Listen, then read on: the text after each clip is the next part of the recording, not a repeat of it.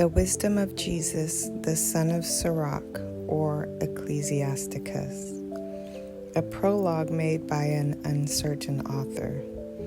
This Jesus was the son of Sirach, and grandchild to Jesus of the same name with him. This man therefore lived in the later times, after the people had been led away captive and called home again.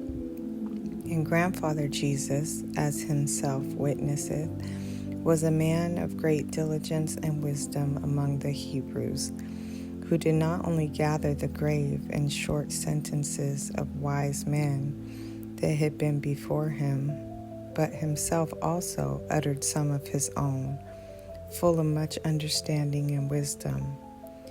When, as therefore the first Jesus died, leaving this book almost perfected, Sirach, his son, receiving it after him, left it to his own son Jesus, who having gotten it into his hands, compiled it all orderly into one volume and called it Wisdom, entitling it in both by his own name, his father's name, and his grandfather's, alluring the hearer by the very name of wisdom to have a greater love to the study of this book. It containeth therefore wise sayings, dark sentences, and parables, and certain particular ancient godly stories of men that please God.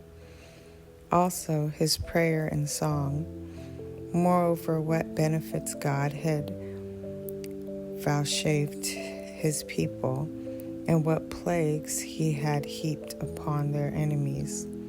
This Jesus did imitate Solomon, and was no less famous for wisdom and learning, both being indeed a man of great learning, and so reputed also. The prologue of the wisdom of Jesus, the son of Sirach. Whereas many and great things have been delivered unto us by the law and the prophets, and by others that have followed their steps, for the which things Israel ought to be commended for learning and wisdom, and whereof not only the readers must needs become skillful themselves, but also they that desire to learn be able to profit them which are without, both by speaking and writing. My grandfather Jesus, when he had much given himself to the reading of the law and the prophets and other books of our fathers, and had gotten therein good judgment, was drawn on also himself to write something pertaining to learning and wisdom, to the intent that those which are desirous to learn and are addicted to these things might profit much more in living according to the law.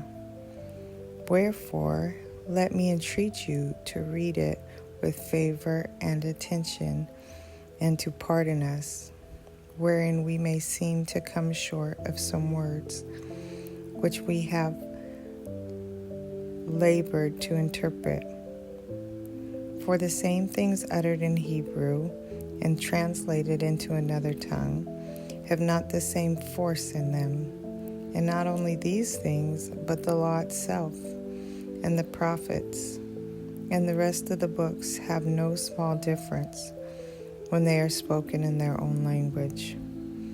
For in the 38th year coming into Egypt, when Euergetes was king, and continuing there some time, I found a book of no small learning. Therefore, I thought it most necessary for me to bestow some diligence and travail to interpret it, using great watchfulness and skill in that space to bring the book to an end, and set it forth for them also, which in a strange country are willing to learn, being prepared before in manners to live after the law. Ecclesiasticus, chapter 1. All wisdom cometh from the Lord, and is with him forever. Who can number the sand of the sea, and the drops of rain in the days of eternity? Who can find out the height of heaven, and the breadth of the earth, and the deep, and wisdom? Wisdom hath been created before all things, and the understanding of prudence from everlasting. The word of God Most High is the fountain of wisdom, and her ways are everlasting commandments. To whom hath the root of wisdom been revealed, or who hath known her wise counsels? Unto whom hath the knowledge of wisdom been made manifest, and who hath understood her great experience? There is one wise and greatly to be feared, the Lord sitting upon his throne. He created her, and saw her, and numbered her, and poured her out upon all his works. She is with all flesh according to his gift, and he hath given her to them that love him. The fear of the Lord is honor, and glory, and gladness, and a crown of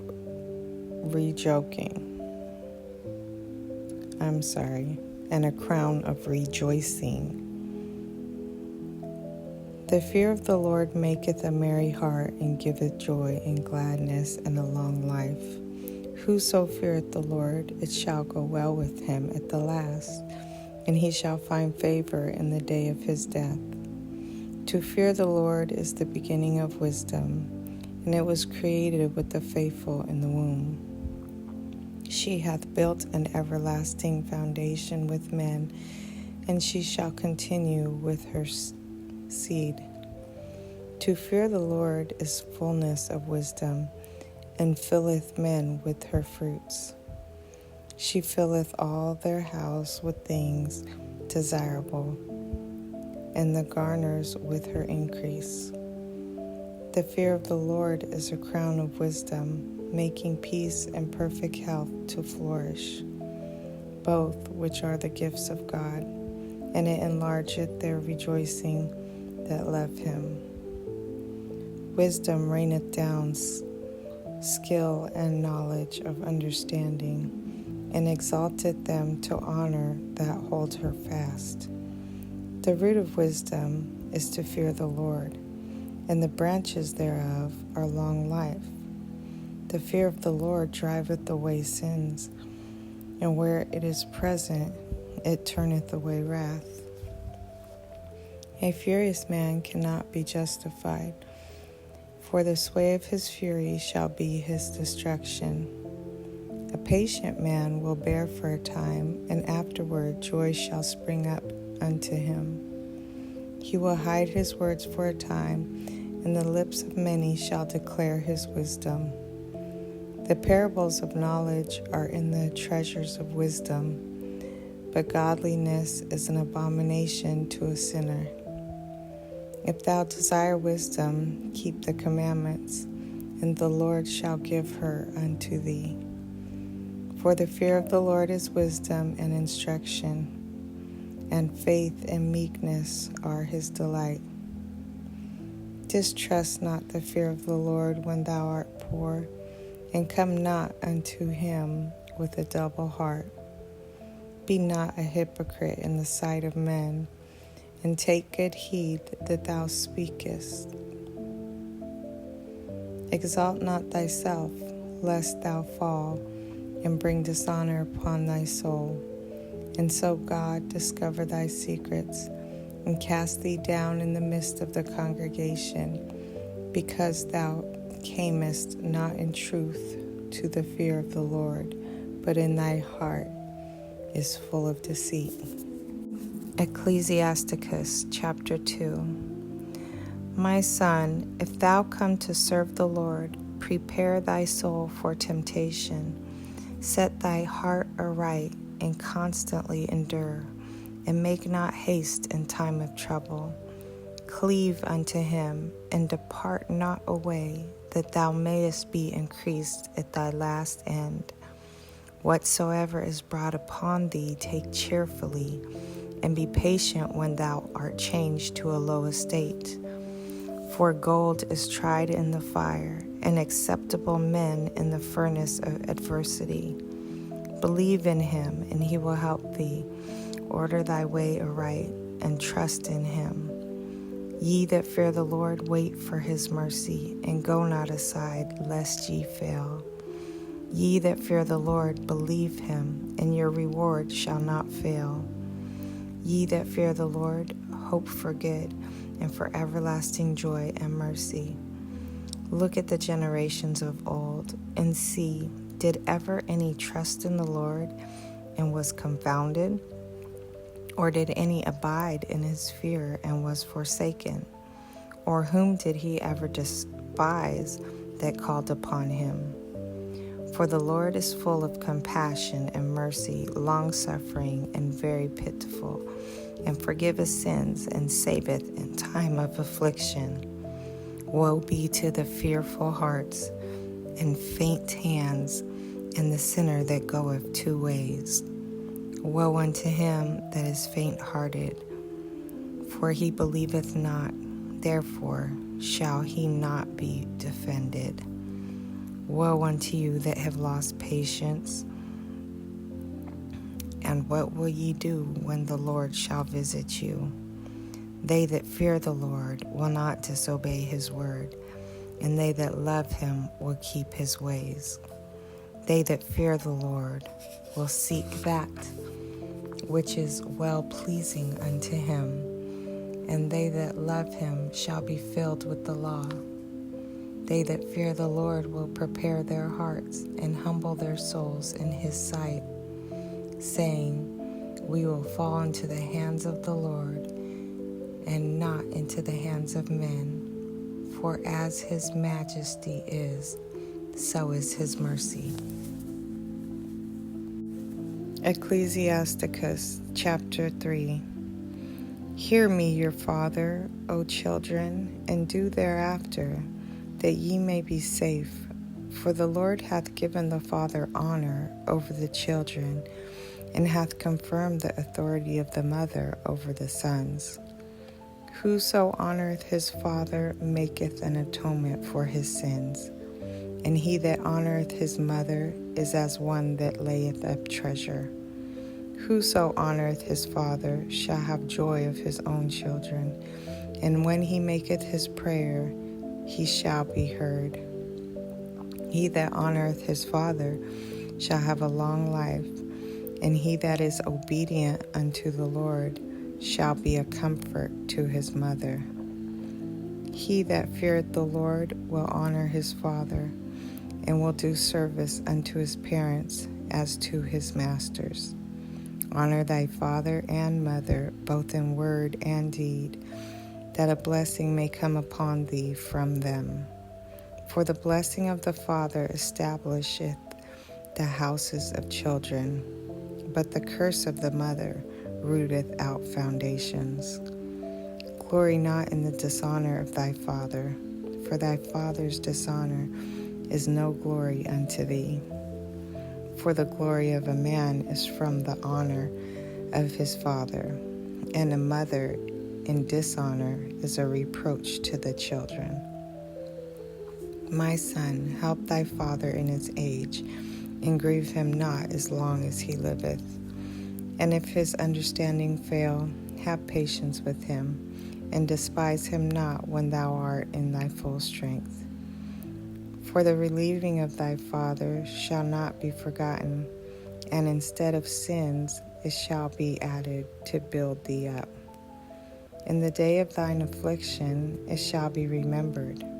Thy sins also shall melt away, as the ice in the fair warm weather.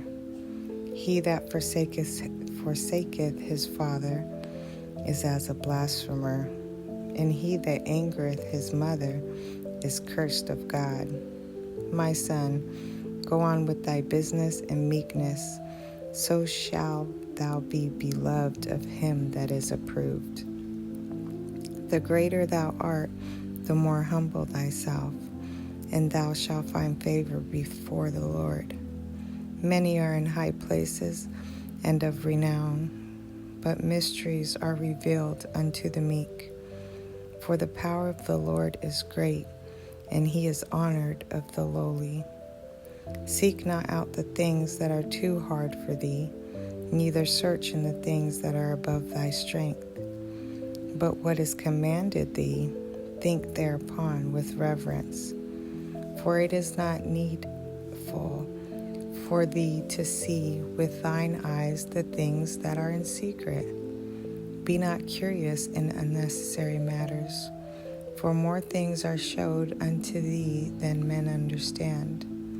For many are deceived by their own vain opinion, and an evil suspicion hath overthrown their judgment. Without eyes thou shalt want light. Profess not the knowledge, therefore, that thou hast not. A stubborn heart shall fare evil at the last, and he that loveth danger shall perish therein. An obstinate heart shall be laden with sorrows, and the wicked man shall heap sin upon sin. In the punishment of the proud there is no remedy, for the plant of wickedness hath taken root in him. The heart of the prudent will understand a parable, and an attentive ear is the desire of a wise man. Water will quench a flaming fire, and alms maketh an atonement for sins. And he that requiteth good turns is mindful of that which may come hereafter, and when he faileth, he shall find a stay. Ecclesiasticus chapter 4. My son, defraud not the poor of his living, and make not the needy eyes to wait long. Make not a hungry soul sorrowful, neither provoke a man in his distress. Add no more trouble to a heart that is vexed, and defer not to give to him that is in need. Reject not the supplication of the afflicted, neither turn away thy face from a poor man. Turn not away thine eyes from the needy, and give him none occasion to curse thee. For if he curse thee in the bitterness of his soul, his prayer shall be heard of him that made him. Get thyself the love of the congregation, and bow thy head to a great man. Let it not grieve thee to bow down thine ear to the poor, and give him a friendly answer with meekness. Deliver him that suffereth wrong from the hand of the oppressor, and be not faint-hearted when thou sittest in judgment. Be as a father unto the fatherless, and instead of a husband unto their mother, so shalt thou be as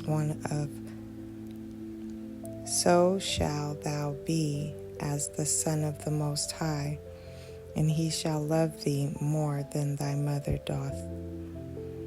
Wisdom exalteth her children, and layeth hold of them that seek her. He that loveth her loveth life, and they that seek her early shall be filled with joy. He that holdeth her fast shall inherit glory, and whatsoever she entereth, the Lord will bless. They that serve her shall minister to the Holy One, and them that love her the Lord doth love. Whoso giveth ear unto her shall judge the nations, and he that attendeth unto her shall dwell securely. If a man committeth himself unto her, he shall inherit her, and his generations shall hold her in possession.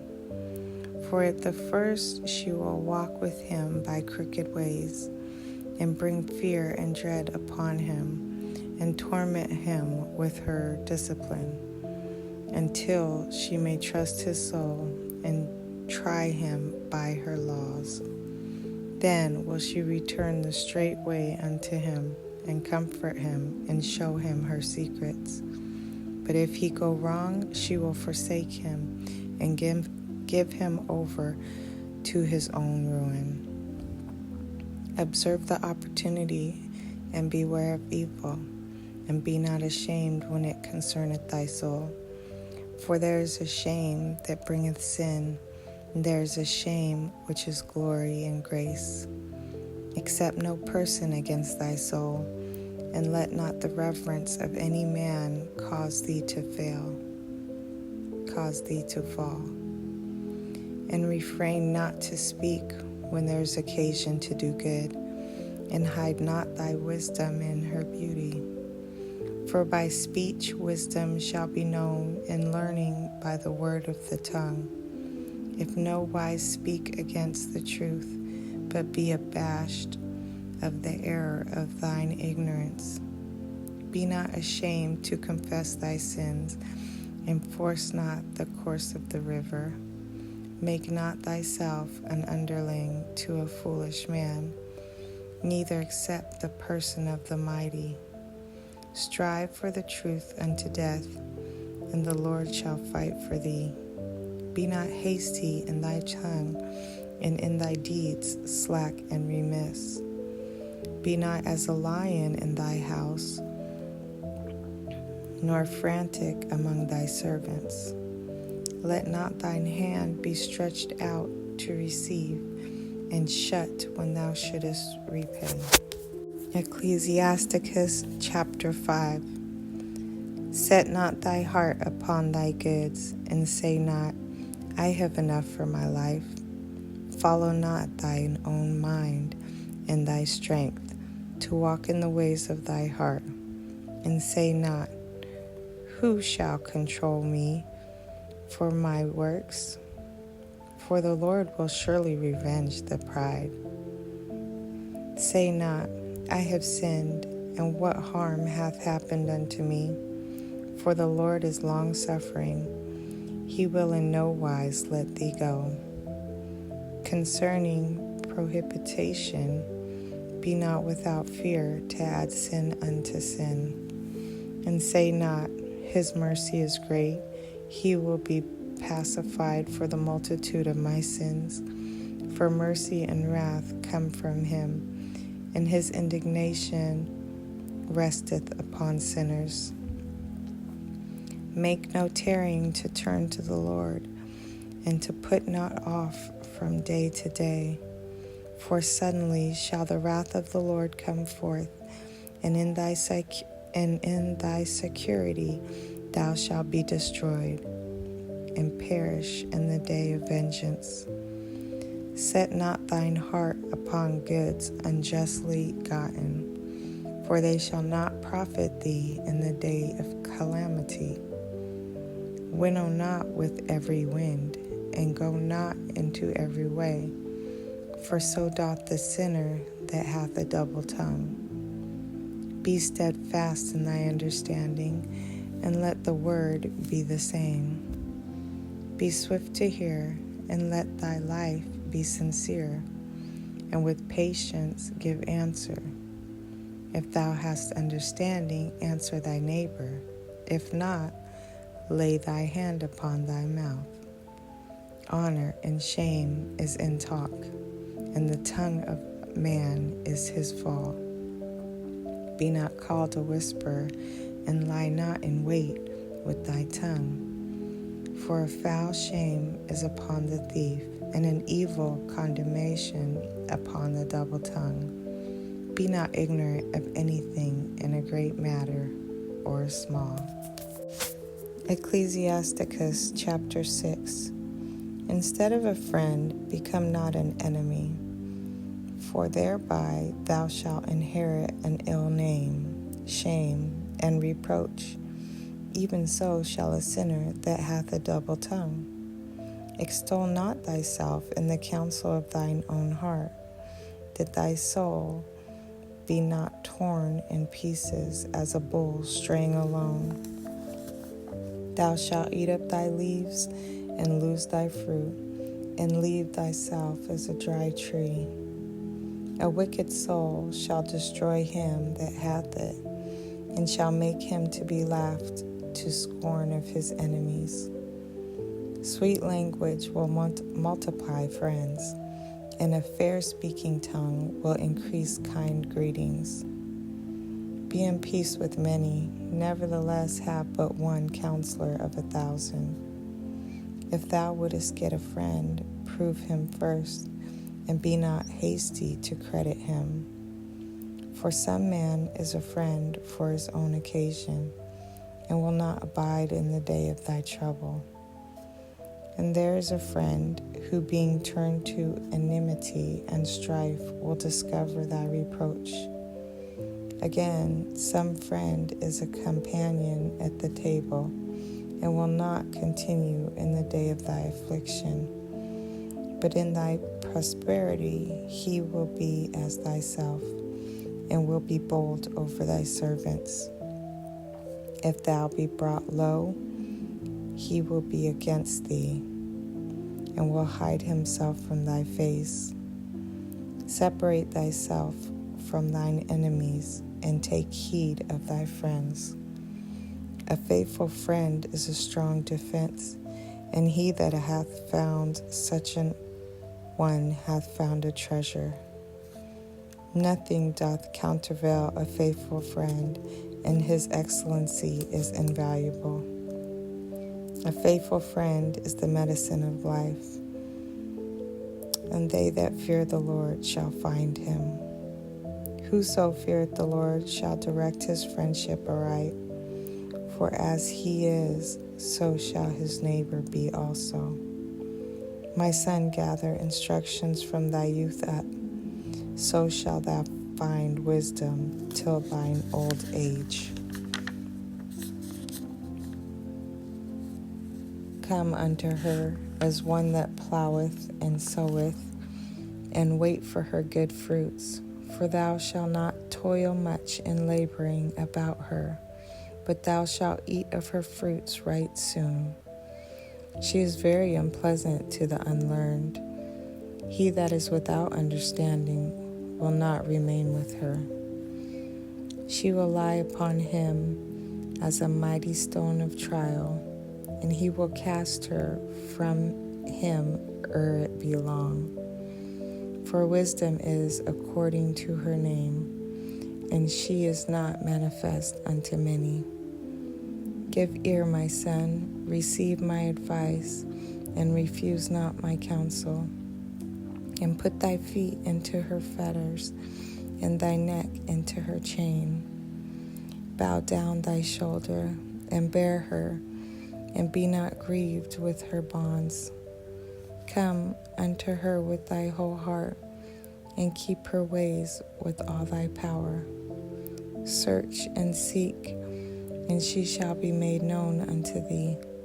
And when thou hast got hold of her, let her not go. For at the last thou shalt find her rest, and that shall be turned to thy joy. Then shall her fetters be a strong defense for thee, and her chains a robe of glory. For there is a golden ornament upon her, and her bands are purple lace. Thou shalt put her on as a robe of honor, and shalt put her about thee as a crown of joy. My son, if thou wilt, thou shalt be taught, and if thou wilt apply thy mind, thou shalt be prudent. If thou love to hear, thou shalt receive understanding, and if thou bow thine ear, thou shalt be wise. Stand in the multitude of the elders, and cleave unto him that is wise. Be willing to hear every godly discourse, and let not the parables of understanding escape thee. And if thou seest a man of understanding, get thee betimes unto him, and let thy foot wear the steps of his door. Let thy mind be upon the ordinances of the Lord, and meditate continually in his commandments. He shall establish thine heart, and give thee wisdom at thine own desire. Ecclesiasticus chapter 7. Do no evil, so shall no harm come unto thee. Depart from the unjust, and iniquity shall turn away from thee. My son, sow not upon the furrows of unrighteousness, and thou shalt not reap them sevenfold. Seek not of the Lord preeminence, neither of the king that seat of honor. Justify not thyself before the Lord, and boast not of thy wisdom before the king. Seek not to be the judge, being not able to take away iniquity, lest at any time thou fear the person of the mighty, and lay a stumbling block in the way of thy uprightness. Offend not against the multitude of a city, and then thou shalt not cast thyself down among the people. Bind not one sin upon another, for in one thou shalt not be unpunished. Say not, God will look upon the multitude of my oblations, and when I offer to the Most High God, he will accept it. Be not faint-hearted when thou makest thy prayer, and neglect not to give alms. Laugh no man to scorn in the bitterness of his soul, for there is one which humbleth and exalteth. Devise not a lie against thy brother, neither do the like to thy friend. Use not to make any manner of lie, for the custom thereof is not good. Use not many words in a multitude of elders, and make not much babbling when thou prayest. Hate not laborious work, neither husbandry which the Most High hath ordained. Neither number not thyself among the multitude of sinners, but remember that wrath will not tarry long. Humble thy soul greatly, for the vengeance of the ungodly is fire and worms. Change not a friend for any good, by no means, neither a faithful brother for the gold of a fur. Forgo not a wise and good woman, for her grace is above gold. Whereas thy servant worketh truly, entreat him not evil, not the hireling that bestoweth himself wholly for thee. Let thy soul love a good servant, and defraud him not of liberty. Hast thou cattle? Have an eye to them, and if they be for thy profit, keep them with thee. Hast thou children? Instruct them, and bow down their neck from their youth. Hast thou daughters? Have a care of their body, and show not thyself cheerful towards them. Marry thy daughter, and so shalt thou have performed a weighty matter. But give her to a man of understanding. Hast thou a wife after thy mind? Forsake her not, but give not thyself over to a light woman. Honor thy father with thy whole heart, and forget not the sorrows of thy mother. Remember that thou wast begotten of them, and how canst thou recompense them the things that they have done for thee? Fear the Lord with all thy soul, and reverence his priests. Love him that made thee with all thy strength, and forsake not his ministers. Fear the Lord and honor the priest, and give him his portion as it was commanded thee. The first fruits and the trespass offerings, and the gifts of the shoulders, and the sacrifice of the sanctification, and the first fruits of the holy things.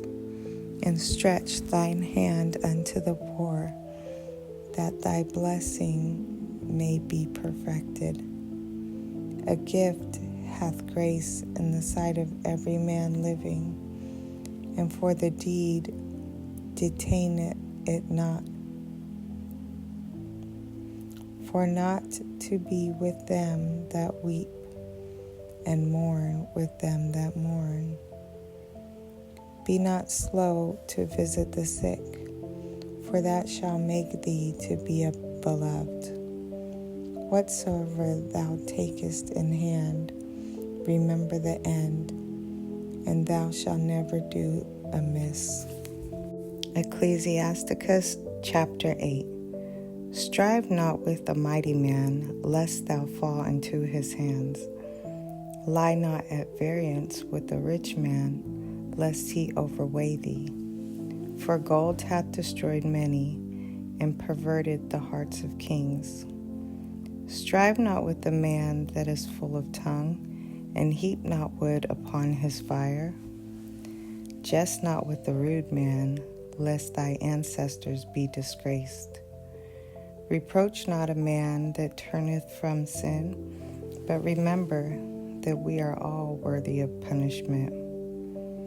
Dishonor not a man in his old age, for even some of us wax old. Rejoice not over thy greatest enemy being dead, but remember that we all die. Despise not the discourse of the wise, but acquaint thyself with their proverbs. For of them thou shalt learn instruction, and how to serve great men with ease. Miss not the discourse of the elders, for they also learned of their fathers, and of them thou shalt learn understanding, and to give answer as needed requireth. Kindle not the coals of a sinner, lest thou be burnt with the flame of his fire. Rise not up in anger at the presence of an injurious person, lest he lie in wait to entrap thee in thy words. Lend not unto him that is mightier than thyself, for if thou lendest him, count it but lost. Be not surety above thy power, for if thou be surety, take care to pay it. Go not to law with the judge, for they will judge for him according to his honor. Travel not by the way with a bold fellow, lest he become grievous unto thee. For he will do according to his own will, and thou shalt perish with him through his folly. Strive not with an angry man, and go not with him into a solitary place. For blood is as nothing in his sight, and where there is no help, he will overthrow thee. Consult not with the fool, for he cannot keep counsel. Do no secret thing before a stranger, for thou knowest not what he will bring forth. Open not thine heart to every man, lest he requite thee with a shrewd turn. Ecclesiasticus chapter 9. Be not jealous over the wife of thy bosom, and teach her not an evil lesson against thyself.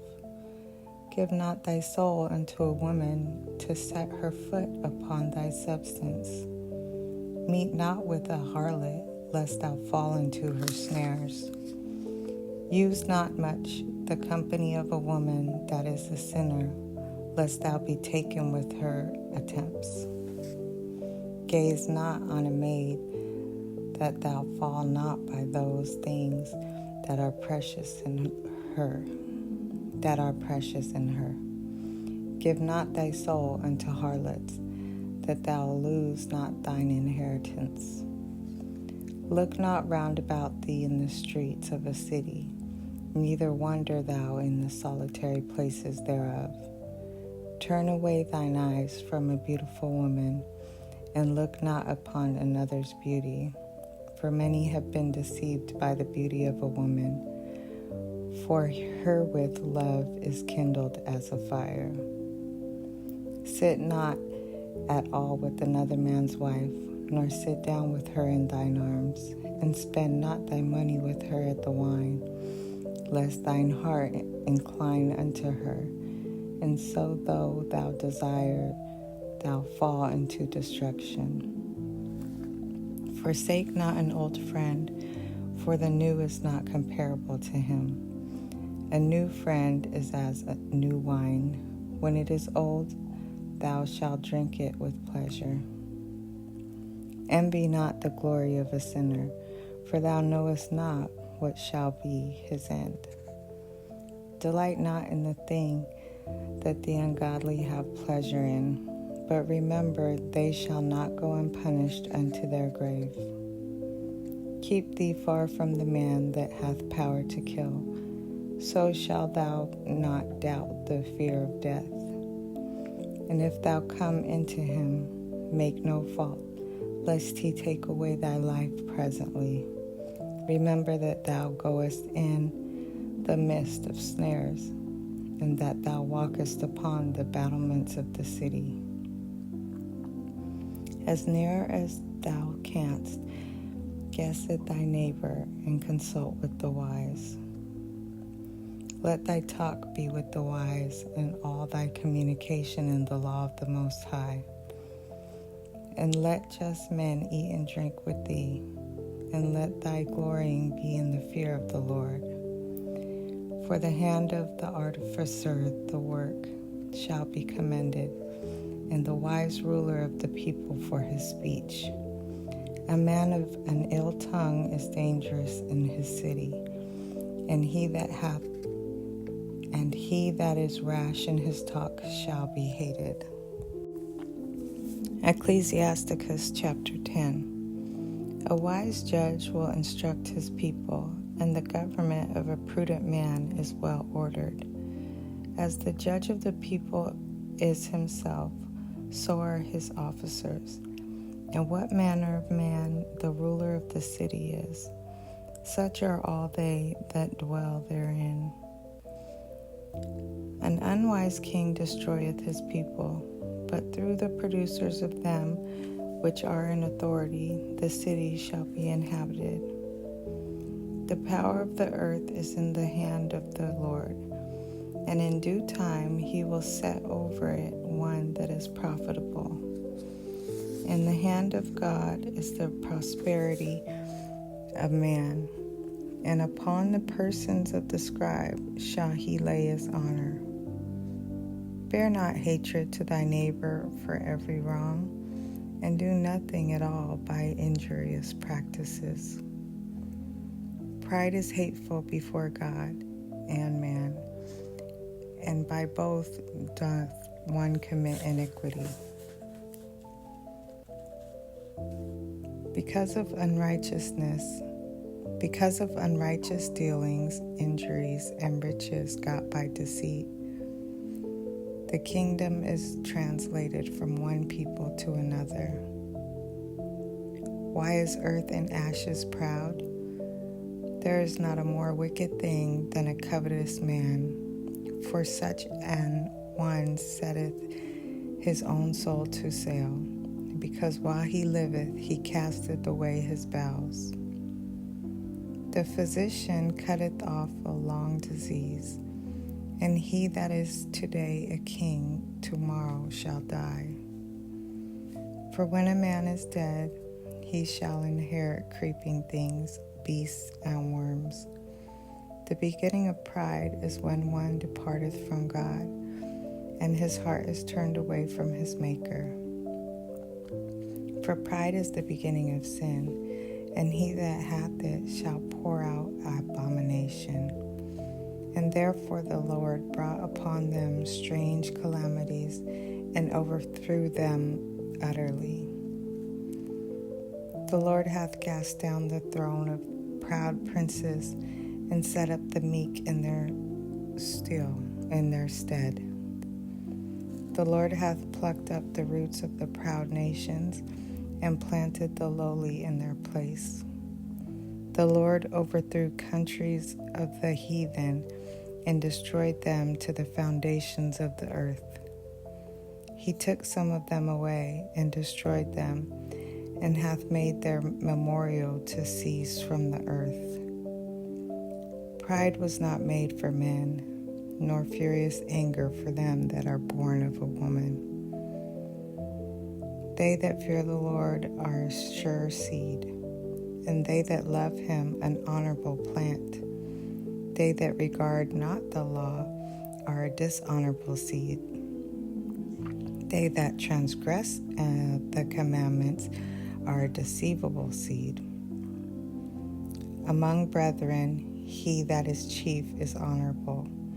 So are they that fear the Lord in his eyes. The fear of the Lord goeth before the obtaining of authority, but roughness and pride is the losing thereof. Whether he be rich, noble, or poor, their glory is the fear of the Lord. It is not meant to despise the poor man that hath understanding, neither is it convenient to magnify a sinful man. Great men and judges and potentates shall be honored, yet is there none of them greater than he that feareth the Lord. Unto the servant that is wise shall they that are free to do service, and he that hath knowledge will not grudge when he is reformed. Be not overwise in doing thy business, and boast not thyself in the time of thy distress. Better is he that laboreth and aboundeth in all things, than he that boasteth himself and wanteth bread. My son, glorify thy soul in meekness, and give it honor according to the dignity thereof. Who will justify him that sinneth against his own soul? And who will honor him that dishonoreth his own life? The poor man is honored for his skill, and the rich man is honored for his riches. He that is honored in poverty, how much more in riches? And he that is dishonorable in riches, how much more in poverty? Ecclesiasticus chapter 11. Wisdom lifteth up the head of him that is of low degree, and maketh him to sit among great men. Commend not a man for his beauty, neither abhor a man for his outward appearance. The bee is little among such as fly, but her fruit is the chief of sweet things. Boast not of thy clothing and raiment, and exalt not thyself in the day of honor. For the works of the Lord are wonderful, and his works among men are hidden. Many kings have sat down upon the ground, and one that was never thought of hath worn the crown.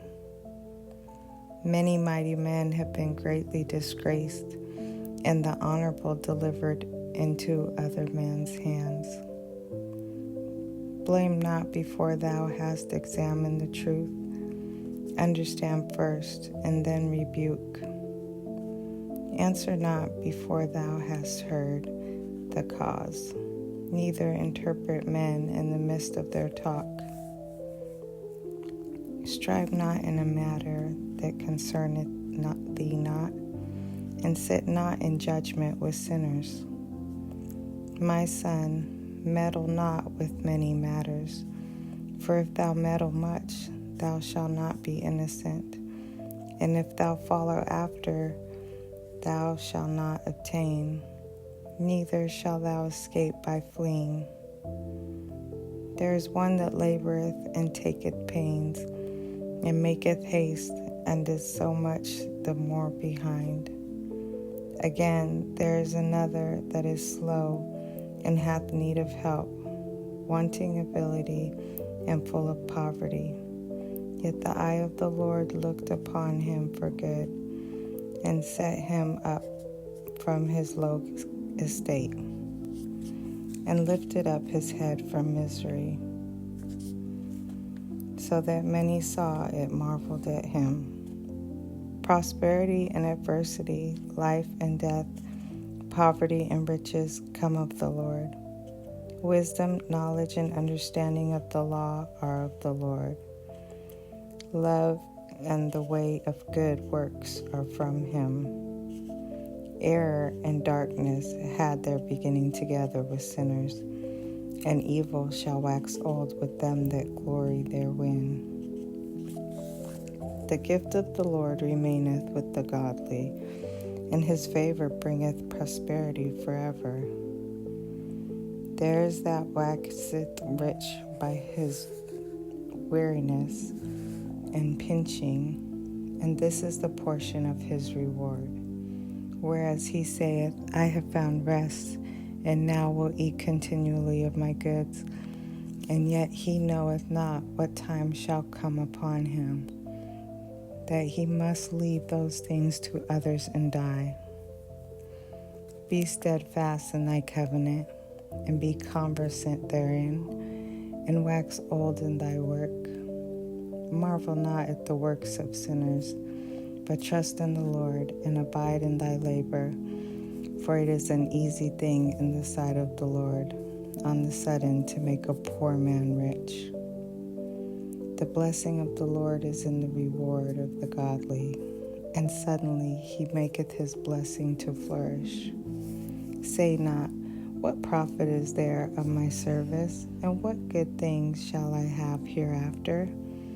Again, say not, I have enough, and possess many things, and what evil can come to me hereafter?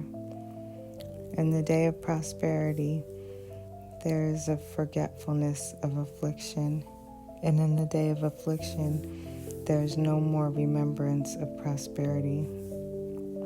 For it is an easy thing unto the Lord in the day of death to reward a man according to his ways. The affliction of an hour maketh a man forget pleasure, and in his end his deeds shall be discovered. Judge none blessed before his death, for a man shall be known in his children. Bring not every man into thine house, for the deceitful man hath many trains. Like as a partridge taken and kept in a cage, so is the heart of the proud, and like as a spy watcheth he for thy fall. For he lieth in wait, and turneth good into evil, and in things worthy praise will lay blame upon thee. Of a spark of fire, a heap of coals is kindled, and a sinful man layeth wait for blood. Take heed of a mischievous man, for he worketh wickedness, lest he bring upon them a perpetual blot. Receive a stranger into thine house, and he will disturb thee, and turn thee out of thine own. Ecclesiasticus chapter 12. When thou wilt do good, know to whom thou doest it, so shalt thou be thanked for thy benefits. Do good to the godly man, and thou shalt find a recompense. And if not from him, yet from the Most High. There can no good come to him that is always occupied in evil, nor to him that giveth no alms. Give to the godly man, and help not a sinner. Do well unto him that is lowly, but give not to the ungodly. Hold back thy bread, and give it not unto him, lest he overmaster thee thereby, for else thou shalt receive twice as much evil for all the good thou shalt have done unto him.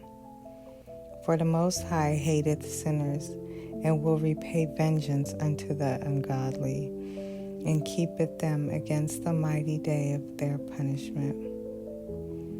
Give unto the good, and help not the sinner. A friend cannot be known in prosperity, and an enemy cannot be hidden in adversity. In the prosperity of a man, enemies will be grieved, but in his adversity, even a friend will depart. Never trust thine enemy, for like as iron rusteth, so is his wickedness. Thou he humbled himself, and go crouching.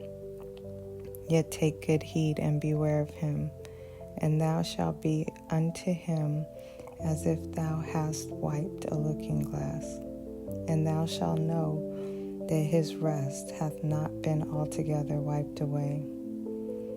So set him not by thee, lest when he hath overthrown thee, he stand up in thy place. Neither let him sit at thy right hand, lest he seek to take thy seat. And thou at the last remember my words, and be pricked therewith. Who will pity a charmer that is bitten with the serpent, or any such as come nigh wild beasts? So one that goeth to a sinner, and is defiled with him in his sins, who will pity? For a while he will abide with thee, but if thou begin to fall, he will not tarry. An enemy speaketh sweetly with his lips, but in his heart he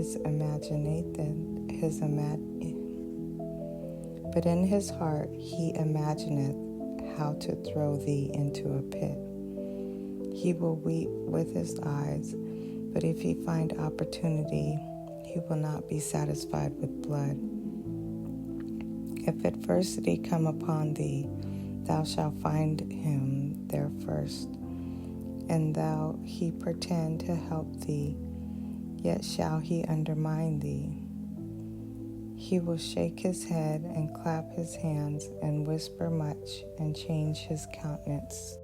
Ecclesiasticus chapter 13. He that toucheth pitch shall be defiled therewith, and he that hath fellowship with a proud man shall be like unto him. Burden not thyself above thy power while thou livest, and have no fellowship with one that is mightier and richer than thyself. For how agree the kettle and the earthen pot together? For if the one be smitten against the other, it shall be broken. The rich man hath done wrong, and yes, he threateneth withal. The poor is wronged, and he must entreat also. If thou be for his profit, he will use thee, but if thou have nothing, he will forsake thee. If thou have anything, he will live with thee. Yea, he will make thee bear, and will not be sorry for it. If he have need of thee, he will deceive thee, and smile upon thee, and put thee in hope. He will speak thee fair, and say, What wantest thou? And he will shame thee by his meats, until he have drawn thee dry twice or thrice, and at the last he will laugh thee to scorn. Afterward, when he seeth thee, he will forsake thee, and shake his head at thee. Beware that thou be not deceived, and brought down in thy jollity. If thou be invited of a mighty man, withdraw thyself, and so much the more will he invite thee. Press thou not upon him, lest thou be put back. Stand not far off, lest thou be forgotten. Affect not to be made equal unto him in talk, and believe not his many words. For with much communication will he tempt thee, and smiling upon thee will he get out thy secrets. But cruelly he will lay up thy words, and will not spare to do thee hurt, and to put thee in prison. Observe and take good heed, for thou walkest in peril of thy overthrowing. When thou hearest these things, awake in thy sleep. Love the Lord all thy life, and call upon him for thy salvation. Every beast loveth his life, and every man loveth his neighbor. All flesh consorteth according to kind, and a man will cleave to his like. What fellowship hath the wolf with the lamb, so the sinner and the godly? What agreement is there between the hyena and the dog? And what peace between the rich and the poor? And the wild ass is the lion's prey in the wilderness.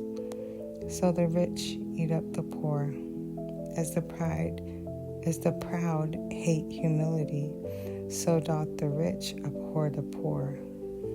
A rich man beginning to fall is held up of his friends, but a poor man being down is thrust also away by his friends. When a rich man is fallen, he hath many helpers. He speaketh things not to be spoken, and yet men justify him. The poor man slipped, and yet they rebuked him too. Turn off for me. No, please,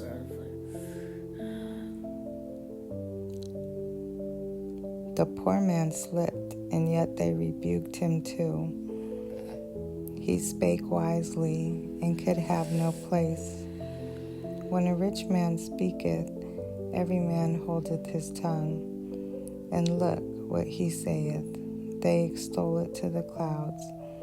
But if the poor man speak, they say, What fellow is this? And if he stumble, they will help to overthrow him. Riches are good unto him that hath no sin, and poverty is evil in the mouth of the ungodly. The heart of a man changeth his countenance, whether it be for good or evil, and a merry heart maketh a cheerful countenance. A cheerful countenance is a token of a heart that is in prosperity, and the finding out of parables is a wearisome labor of the mind. Ecclesiasticus chapter 14. Blessed is the man that hath not slipped with his mouth, and is not pricked with the multitude of sins. Blessed is he whose conscience hath not condemned him, and who is not fallen from his hope in the Lord. Riches are not comely for a niggard, and what should an envious man do with money? He that gathereth by defrauding his own soul gathereth for others, that shall spend his goods riotously. He that is evil to himself, to whom will he be good? He shall not take pleasure in his goods. There is none worse than he that envieth himself, and this is the recompense of his wickedness. And if he doth good, he doth it unwillingly, and at the last he will declare his wickedness. The envious man hath a wicked eye. He turneth away his face, and despiseth men.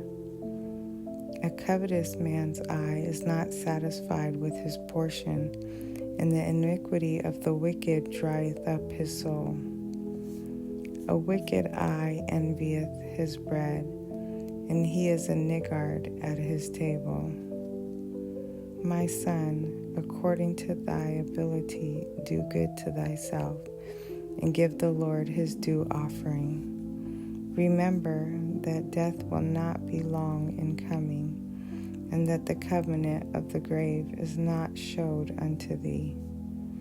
Do good unto thy friend before thou die, and according to thy ability stretch out thy hand and give to him. Defraud not thyself of the good day, and let not the part of good desire overpass thee. Shalt thou not leave thy travails unto another, and thy labors to be divided by lot? Give and take and sanctify thy soul, for there is no seeking of dainties in the grave. All flesh waxeth old as a garment, for the covenant from the beginning is, thou shalt die as the death, thou shalt die the death. As of the green leaves on a thick tree, some fall and some grow, so is the generation of flesh and blood. One cometh to an end, and another is born. Every work rotteth and consumeth away, and the worker thereof shall go withal. Blessed is the man that doth meditate good things in wisdom, and that reasoneth of holy things by his understanding. He that considereth her ways in his heart shall also have understanding in her secrets. Go after her as one that traceth, and lie in wait in her ways. He that prieth in at her window shall he hearken at her door. He that doth lodge near her house shall also fasten a pin in her walls. He that pitcheth his tent nigh unto her, and shall lodge in a lodging where good things are. He shall set his children under her shelter, and shall lodge under her branches. By her he shall be covered from heat, and in her glory shall he dwell. Ecclesiasticus chapter 15. He that feareth the Lord will do good, and he that hath the knowledge of the law shall obtain her. And as a mother shall she meet him, and receive him as a wife married of a virgin. With the bread of understanding shall she feed him, and give him the water of wisdom to drink. He shall be stayed upon her, and shall not be moved, and shall rely upon her, and shall not be confounded. She shall exalt him above his neighbors, and in the midst of the congregation shall she open his mouth. He shall find joy and a crown of gladness, and she shall cause him to inherit an everlasting name. But foolish men shall not attain unto her, and sinners shall not see her. For she is far from pride, and men that are liars cannot remember her. Praise is not seemly in the mouth of a sinner, for it was not sent him of the Lord. For praise shall be uttered in wisdom, and the Lord will prosper it. Say not thou, it is through the Lord that I fell away, for thou oughtest not to do the things that he hateth. Say not thou, he hath caused me to err, for he hath no need of the sinful man. The Lord hateth all abomination, and they that fear God love it not. He himself made man from the beginning, and left him in the hand of his counsel. If thou wilt to keep the commandments, and to perform acceptable faithfulness, he hath set fire and water before thee. Stretch forth thy hand unto whether thou wilt. Before man is life and death, and whether him liketh shall be given him. For the wisdom of the Lord is great, and he is mighty in power, and beholdeth all things. And his eyes are upon them that fear him, and he knoweth every work of man. He hath commanded no man to do wickedly, neither hath he given any man license to sin. Ecclesiasticus chapter 16. Desire not a multitude of unprofitable children, neither delight in ungodly sons. Though they multiply, rejoice not in them, except the fear of the Lord be with them. Trust not thou in their life, neither respect their multitude. For one that is just is better than 1,000, and better it is to die without children than to have them that are ungodly.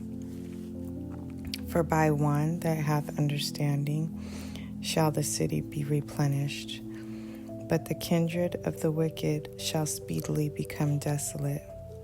Many such things have I seen with mine eyes, and mine ear hath heard greater things than these.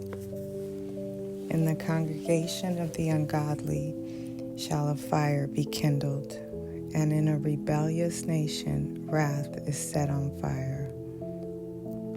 He was not pacified toward the old giants who fell away in the strength of their foolishness.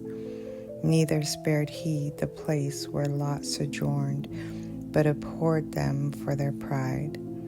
He pitied not the people of perdition who were taken away in their sins, nor the 600,000 footmen who were gathered together in the hardness of their hearts. And if there be one stiff-necked among the people, it is marvel if he escape unpunished. For mercy and wrath are with him. He is mighty to forgive and to pour out displeasure. As his mercy is great, so is his correction also. He judgeth the man according to his works. The sinner shall not escape with his spoils, and the patience of the godly shall not be frustrate. Make way for every work of mercy, for every man shall find according to his work. The Lord hardened Pharaoh that he should not know him, that his powerful works might be known to the world. His mercy is manifest to every creature, and he hath separated his light from the darkness with an adamant. Say not thou, I will hide myself from the Lord. Shall any remember me from above? I shall not be remembered among so many people. For what is my soul among such an infinite number of creatures? Behold, the heaven and the heaven of heavens, the deep and the earth, and all that therein is, shall be moved when he shall visit. The mountains also and foundations of the earth shall be shaken with trembling when the Lord looketh upon them. No heart can think upon these things worthily, and who is able to conceive his ways? It is a tempest which no man can see, for the most part of his works are hid. Who can declare the works of his justice, or who can endure them? For his covenant is afar off, and the trial of all things is in the end. He that wanteth understanding will think upon vain things, and a foolish man erring imagineth follies. My son, hearken unto me, and learn knowledge, and mark my words with thy heart. I will show forth doctrine and weight, and declare his knowledge exactly. The works of the Lord are done in judgment from the beginning, and from the time he made them, he disposed the parts thereof. He garnished his works forever, and in his hand are the chief of them unto all generations. They neither labor, nor are weary, nor cease from their works. None of them hindereth another, and they shall never disobey his word. After this, the Lord looked upon the earth, and filled it with his blessings. With all manner of living things hath he covered the face thereof. and they shall return into it again. Ecclesiasticus chapter 17. The Lord created man of the earth and turned him into it again. He gave them few days and a short time, and power also over the things therein. He endured them with strength by themselves, and made them according to his image, and put the fear of man upon all flesh, and gave him dominion over beasts and fowls.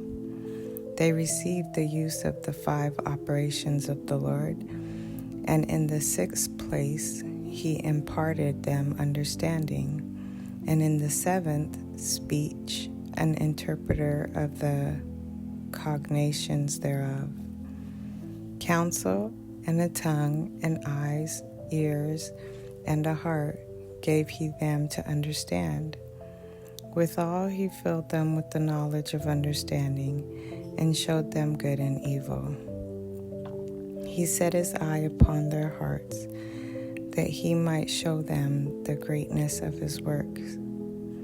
He gave them to glory in his marvelous acts forever, that they might declare his works with understanding, and the elect shall praise his holy name. Besides this, he gave them knowledge and the law of life for an heritage. He made an everlasting covenant with them, and showed them his judgment. Their eyes saw the majesty of his glory, and their ears heard his glorious voice. And he said unto them, Beware of all unrighteousness, and he gave every man commandment concerning his neighbor. Their ways are ever before him, and shall not be hid from his eyes. Every man from his youth is given to evil, neither could they make to themselves fleshly hearts for stony. For in the division of the nations of the whole earth he set a ruler over every people, but Israel is the Lord's portion, whom being his firstborn he nourished with discipline, and giving him the light of his love doth not forsake him. Therefore all their works are as the sun before him, and his eyes are continually upon their ways. None of their unrighteous deeds are hid from him, but all their sins are before the Lord. But the Lord, being gracious and knowing his workmanship, neither left nor forsook them, but spared them.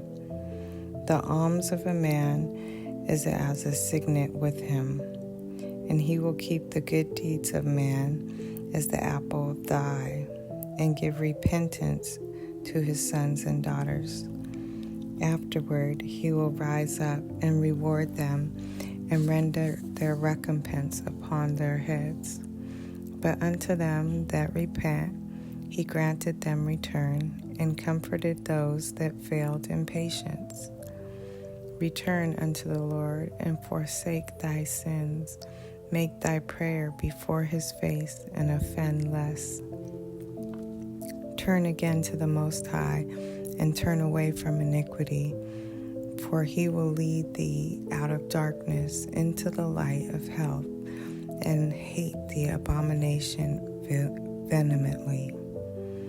Who shall praise the Most High in the grave, instead of them which live and give thanks? Thanksgiving perisheth from the dead, as from one that is not. The living and sound in heart shall praise the Lord. How great is the loving kindness of the Lord our God, and his compassion unto such as turn unto him in holiness. For all things cannot be in men, because the Son of Man is not immortal. What is brighter than the sun? Yet the light thereof faileth, and flesh and blood will imagine evil.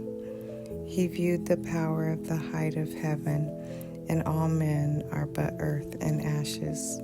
Ecclesiasticus chapter 18. He that liveth forever created all things in general, The Lord only is righteous, and there is none other but he, who governeth the world with the palm of his hand, and all things obey his will. For he is the King of all, by his power dividing holy things among them from profane. To whom hath he given power to declare his works? And who shall find out his noble acts? Who shall number the strength of his majesty? And who shall also tell out his mercies? As for the wondrous works of the Lord, there may nothing be taken from them, neither may anything be put unto them, neither can the ground of them be found out. When a man hath done, then he beginneth, and when he leaveth off, then he shall be doubtful. What is man, and whereto serveth he? What is his good, and what is his evil? The number of a man's days at the most are 100 years. As a drop of water unto the sea, and a gravel stone in comparison of the sand, so are 1,000 years to the days of eternity. Therefore is God patient with them, and poureth forth his mercy upon them. He saw and perceived their end to be evil.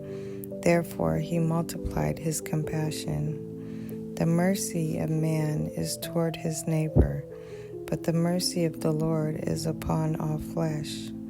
He reproveth and nurtureth, and teacheth, and bringeth again, as a shepherd, his flock. He hath mercy on them that receive discipline, and that diligently seek after his judgments. My son, blemish not thy good deeds, neither use uncomfortable words when thou givest any. Shall not the dew assuage the heat? So is the word better than a gift. Lo, is not a word better than a gift? But both are with a gracious man. A fool will upbraid churlishly, and a gift of the envious consumeth the eyes. Learn before thou speak, and use physic or ever thou be sick. Before judgment examine thyself, and in the day of visitation thou shalt find mercy.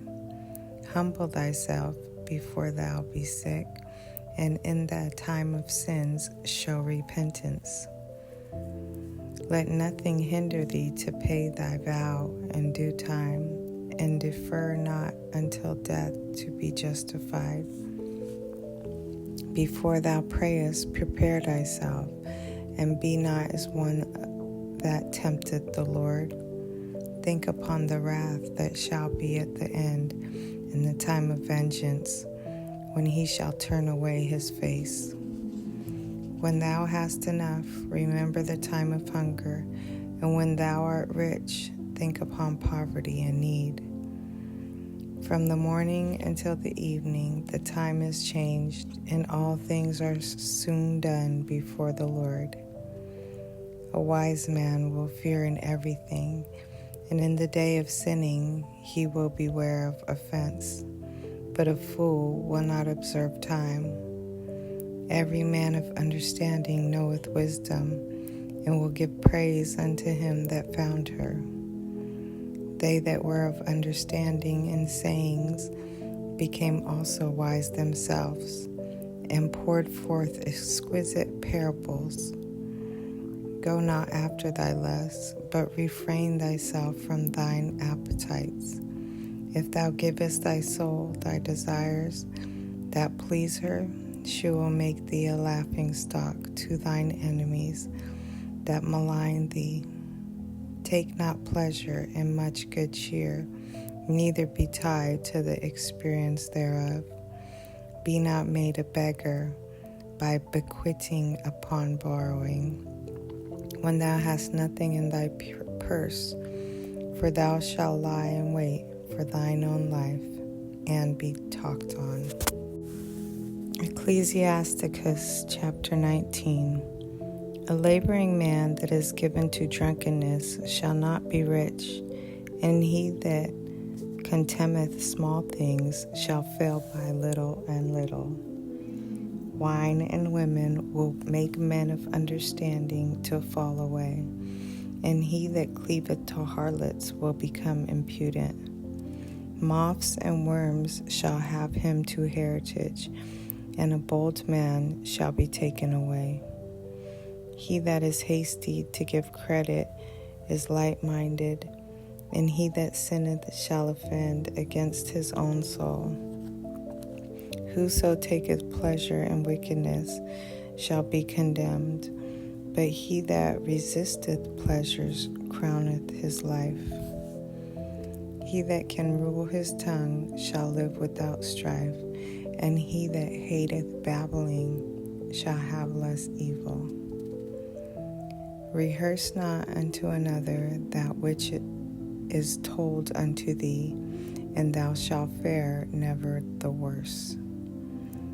Whether it be to friend or foe, talk not of other men's lives, and if thou canst without offense reveal them not.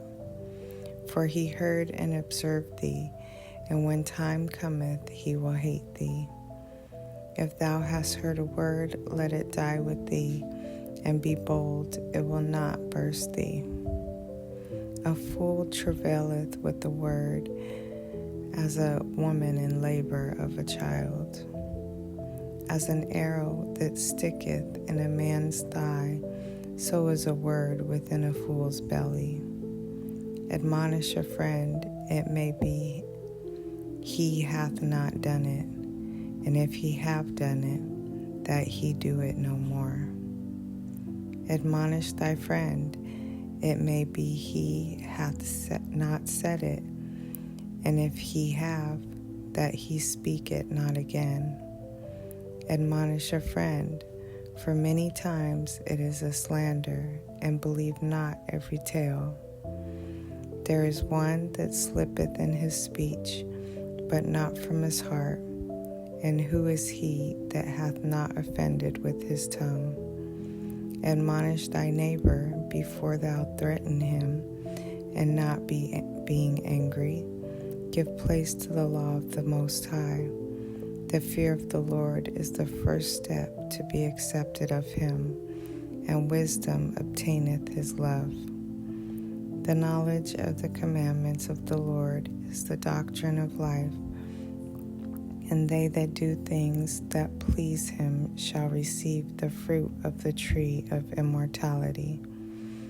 The fear of the Lord is all wisdom, and in all wisdom is the performance of the law, and the knowledge of his omnipotency. If a servant say to his master, I will not do as it pleaseth thee, though afterwards he do it, he angereth him that nourish him. The knowledge of wickedness is not wisdom, neither at any time the counsel of sinners prudence.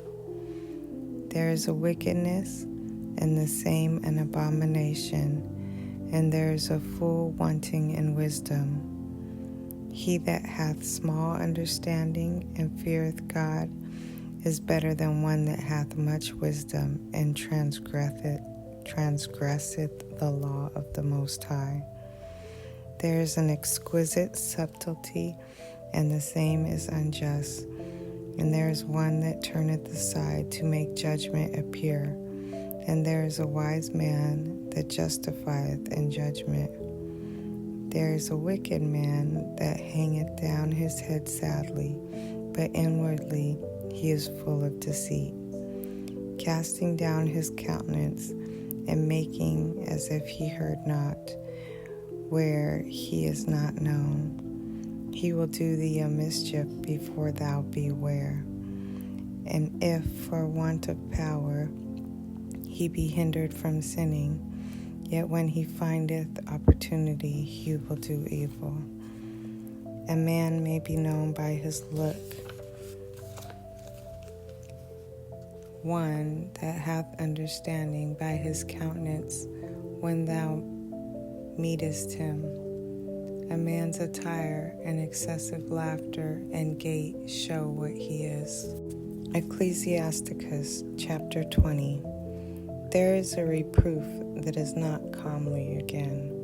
Some man holdeth his tongue, and he is wise. It is much better to reprove than to be angry secretly, and he that confesseth his fault shall be preserved from hurt. How good is it when thou art reproved to show repentance? For so shalt thou escape woeful sin. As is the lust of a eunuch to deflower a virgin. As is the lust of a eunuch to deflower a virgin, so is he that executeth judgment with violence. There is one that keepeth silence, and is found wise, and another by much babbling becometh hateful. Some man holdeth his tongue, because he hath not to answer, and some keepeth silence, knowing his time. A wise man will hold his tongue till he see opportunity, but a babbler and a fool will regard no time. He that useth many words shall be abhorred, and he that talketh to himself, authority therein shall be hated. There is a sinner that hath good success in evil things, and there is a gain that turneth to loss. There is a gift that shall not profit thee, and there is a gift whose recompense is double. There is an abasement because of glory, and there is that lifteth up his head from a low estate. There is that buyeth much for a little, and repayeth it sevenfold. A wise man by his words maketh himself beloved, but the graces of fools shall be poured out. The gift of a fool shall do thee no good when thou hast it, neither yet of the envious for his necessity, for he looketh to receive many things for one. He giveth little and upbraideth much. He opened his mouth like a crier. Today he lendeth, and tomorrow will he ask it again. Such is one to be hated of God and men. The fool saith, I have no friends, I have no thank for all my good deeds, and they that eat my bread speak evil of me. How oft and of how many shall he be laughed to scorn? For he knoweth not aright what it is to have, and it is all one unto him as if he had it not. To slip upon a pavement is better than to slip with the tongue, so the fall of the wicked shall come speedily. An unseasonable tale will always be in the mouth of the unwise. A wise sentence shall be rejected when it cometh out of a fool's mouth, for he will not speak it in due season. There is that is hindered from sinning through want, and when he taketh rest, he shall not be troubled. There is that destroyeth his own soul through bashfulness, and by accepting a person's overthroweth himself. There is that for bashfulness promiseth to his friend, and maketh him his enemy for nothing. A lie is a foul blot in a man, yet it is continually in the mouth of the untaught. A thief is better than a man that is accustomed to lie, but they both shall have destruction to heritage. The disposition of a liar is dishonorable, and his shame is ever with him. A wise man shall promote himself to honor with his words, and he that hath understanding will please great men. He that tilleth his land shall increase his heap, and he that pleaseth great men shall get pardon for iniquity. Presents and gifts blind the eyes of the wise, and stop up his mouth that he cannot reprove. Wisdom that is hid and treasure that is hoarded up, what profit is in them both? Better is he that hideth his folly than a man that hideth his wisdom. Necessary patience in seeking the Lord is better than he that leadeth his life without a guide. Ecclesiasticus chapter 21. My son, hast thou sinned? Do so no more, but ask pardon for thy former sins. Flee from sins as from the face of a serpent, for if thou comest too near it, it will bite thee. The teeth thereof are as the teeth of a lion, slaying the souls of men. All iniquity is as a two-edged sword, the wounds whereof cannot be healed. To terrify and do wrong will waste riches. Thus the house of proud men shall be made desolate. A prayer out of a poor man's mouth reacheth the ears of God, and his judgment cometh speedily. He that hath to be reproved in his way of sinners, but he that feareth the Lord will repent from his heart. An eloquent man is known far and near, but a man of understanding knoweth when he slippeth. He that buildeth his house with other men's money is like one that gathereth himself stones for the tomb of his burial. The congregation of the wicked is like tow wrapped together, and the end of them is a flame of fire to destroy them. The way of sinners is made plain with stones, but at the end thereof is the pit of hell. He that keepeth the law of the Lord getteth the understanding thereof, and the perfection of the fear of the Lord is wisdom. He that is not wise will not be taught, but there is a wisdom which multiplieth bitterness. The knowledge of a wise man shall abound like a flood, and his counsel is like a pure fountain of life. The inner parts of a fool are like a broken vessel, and he will hold no knowledge as long as he liveth. If a skillful man hear a wise word, he will commend it and add unto it. But as soon as one of no understanding heareth it, it displeaseth him, and he casteth it behind his back.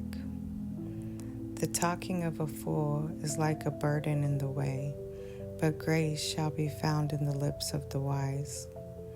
They inquire at the mouth of the wise man in the congregation, and they shall ponder his words in their heart.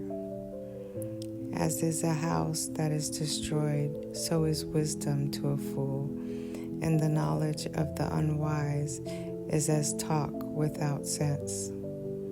Doctrine unto fools is as fetters on the feet.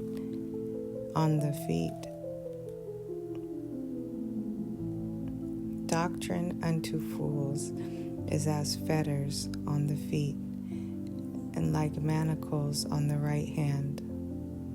A fool lifteth up his voice with laughter, but a wise man doth scarce smile a little.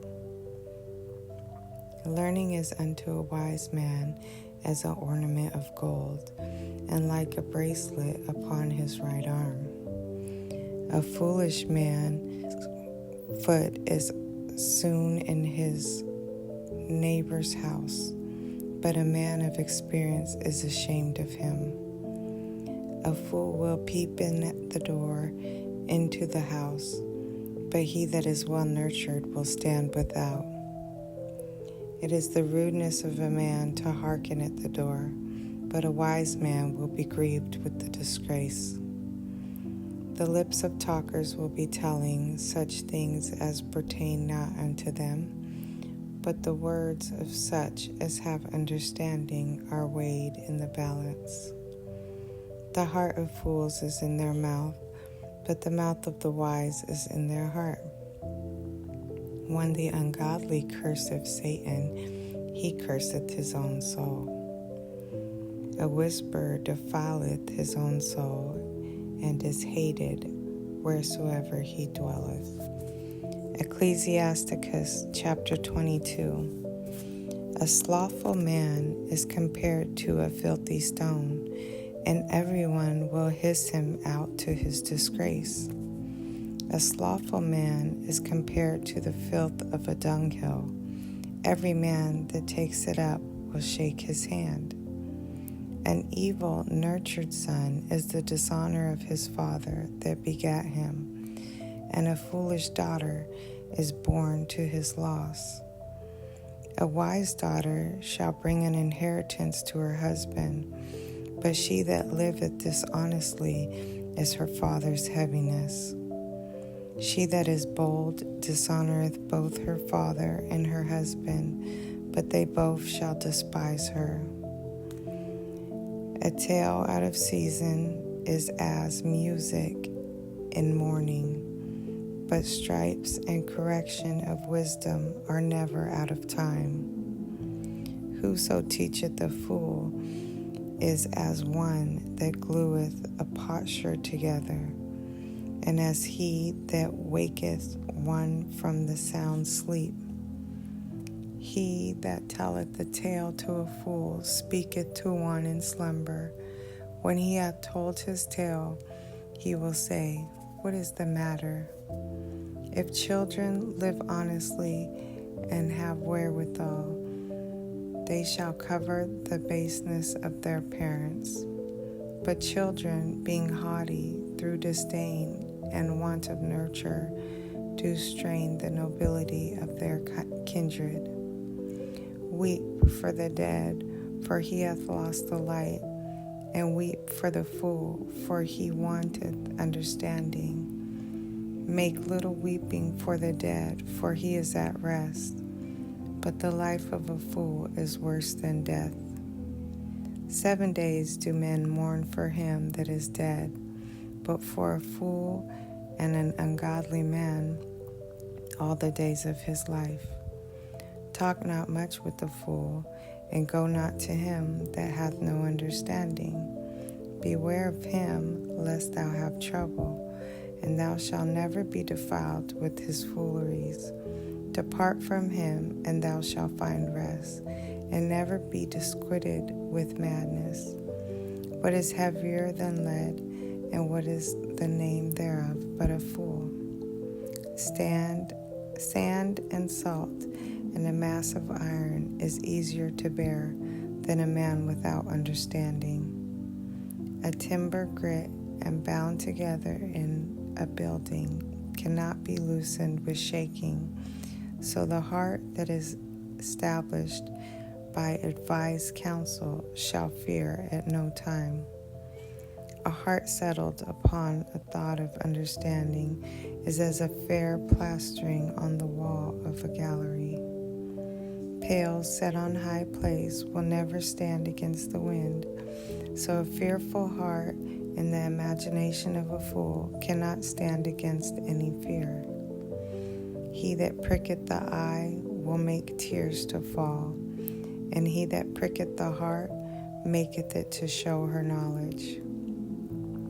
Whoso casteth a stone at the birds frayeth them away, and he that upbraideth his friend breaketh friendship. Though thou drewest a sword at thy friend, yet despair not, for there may be a returning to favor. If thou hast opened thy mouth against thy friend, fear not, for there may be a reconciliation, except for upbraiding or pride, or disclosing of secrets, or a treacherous wound. For these things every friend will depart. Be faithful to thy neighbor in his poverty, that thou mayest rejoice in his prosperity. Abide steadfast unto him in the time of his trouble, that thou mayest be heir with him in his heritage. For a mean estate is not always to be contemned, nor the rich that is foolish to be had in admiration. As the vapor and smoke of a furnace goeth before the fire, so reveling before blood. I will not be ashamed to defend a friend, neither will I hide myself from him. And if any evil happen unto me by him, everyone that heareth it will beware of him. Who shall set a watch before my mouth, and a seal of wisdom upon my lips, that I fall not suddenly by them, and that my tongue destroy me not. Ecclesiasticus chapter 23. O Lord, Father and Governor of all my whole life, lead me not to their counsels, and let me not fall by them. Who will set scourges over my thoughts, and the discipline of wisdom over mine heart, that they spare me not for mine ignorances, and it pass not by my sins. Lest mine ignorances increase, and my sins abound to my destruction, and I fall before mine adversaries, and mine enemy rejoice over me, whose hope is far from thy mercy. O Lord, Father and God of my life, give me not a proud look, but turn away from thy servants always a haughty mind. Turn away from me vain hopes and concupiscence, and thou shalt hold him up that is desirous always to serve thee. Let not the greediness of the belly nor lust of the flesh take hold of me, and give not over me thy servant into an impudent mind. Hear, O ye children, the discipline of the mouth. He that keepeth it shall never be taken in his lips. The sinner shall be left in his foolishness. Both the evil speaker and the proud shall fall thereby. Accustom not thy mouth to swearing, neither use thyself to the naming of the Holy One. For as a servant that is continually beaten shall not be without a blue mark, so he that sweareth and nameth God continually shall not be faultless. A man that useth much swearing shall be filled with iniquity, and the plague shall never depart from his house. If he shall offend, his sin shall be upon him, and if he acknowledge not his sin, he maketh a double offense. And if he swear in vain, he shall not be innocent, but his house shall be full of calamities. There is a word that is clothed about with death. God grant that it be not found in the heritage of Jacob. For all such things shall be far from the godly, and they shall not wallow in their sins. Use not thy mouth to intemperate swearing, for therein is the word of sin. Remember thy father and thy mother when thou sittest among great men. Be not forgetful before them, and so thou by thy custom become a fool, and wish that thou hadst not been born, and curse the day of thy nativity. The man that is accustomed to opprobrious words will never be reformed all the days of his life. Two sorts of men multiply sin, and the third will bring wrath. A hot mind is as a burning fire. It will never be quenched till it be consumed. A fornicator in the body of his flesh will never cease till he hath kindled a fire. All bread is sweet to a whoremonger. He will not leave off till he die. A man that breaketh wedlock, saying thus in his heart, Who seeth me? I am compassed about with darkness. The walls cover me, and nobody seeth me. What need I to fear? The Most High will not remember my sins.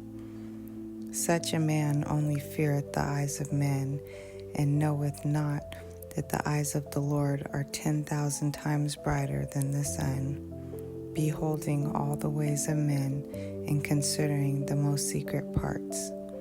He knew all things are ever they were created. So also, after they were perfected, he looked upon them all. This man shall be punished in the streets of the city, and where he suspecteth not, he shall be taken. Thus shall it go also with the wife that leaveth her husband, and bringeth in an heir by another. For first she hath disobeyed the law of the Most High, and secondly she hath trespassed against her own husband, and thirdly she hath played the whore in adultery, and brought children by another man. She shall be brought out into the congregation, and inquisition shall be made of her children. Her children shall not take root, and her branches shall bring forth no fruit. She shall leave her memory to be cursed, and her reproach shall not be blotted out. And they that remain shall know that there is nothing better than the fear of the Lord, and that there is nothing sweeter than to take heed unto the commandments of the Lord. It is great glory to follow the Lord, and to be received of him is long life. Ecclesiasticus chapter 24. Wisdom shall praise herself, and shall glory in the midst of her people. In the congregation of the Most High shall she open her mouth, and triumph before his power. I came out of the mouth of the Most High, and covered the earth as a cloud. I dwelt in high places, and my throne is in a cloudy pillar.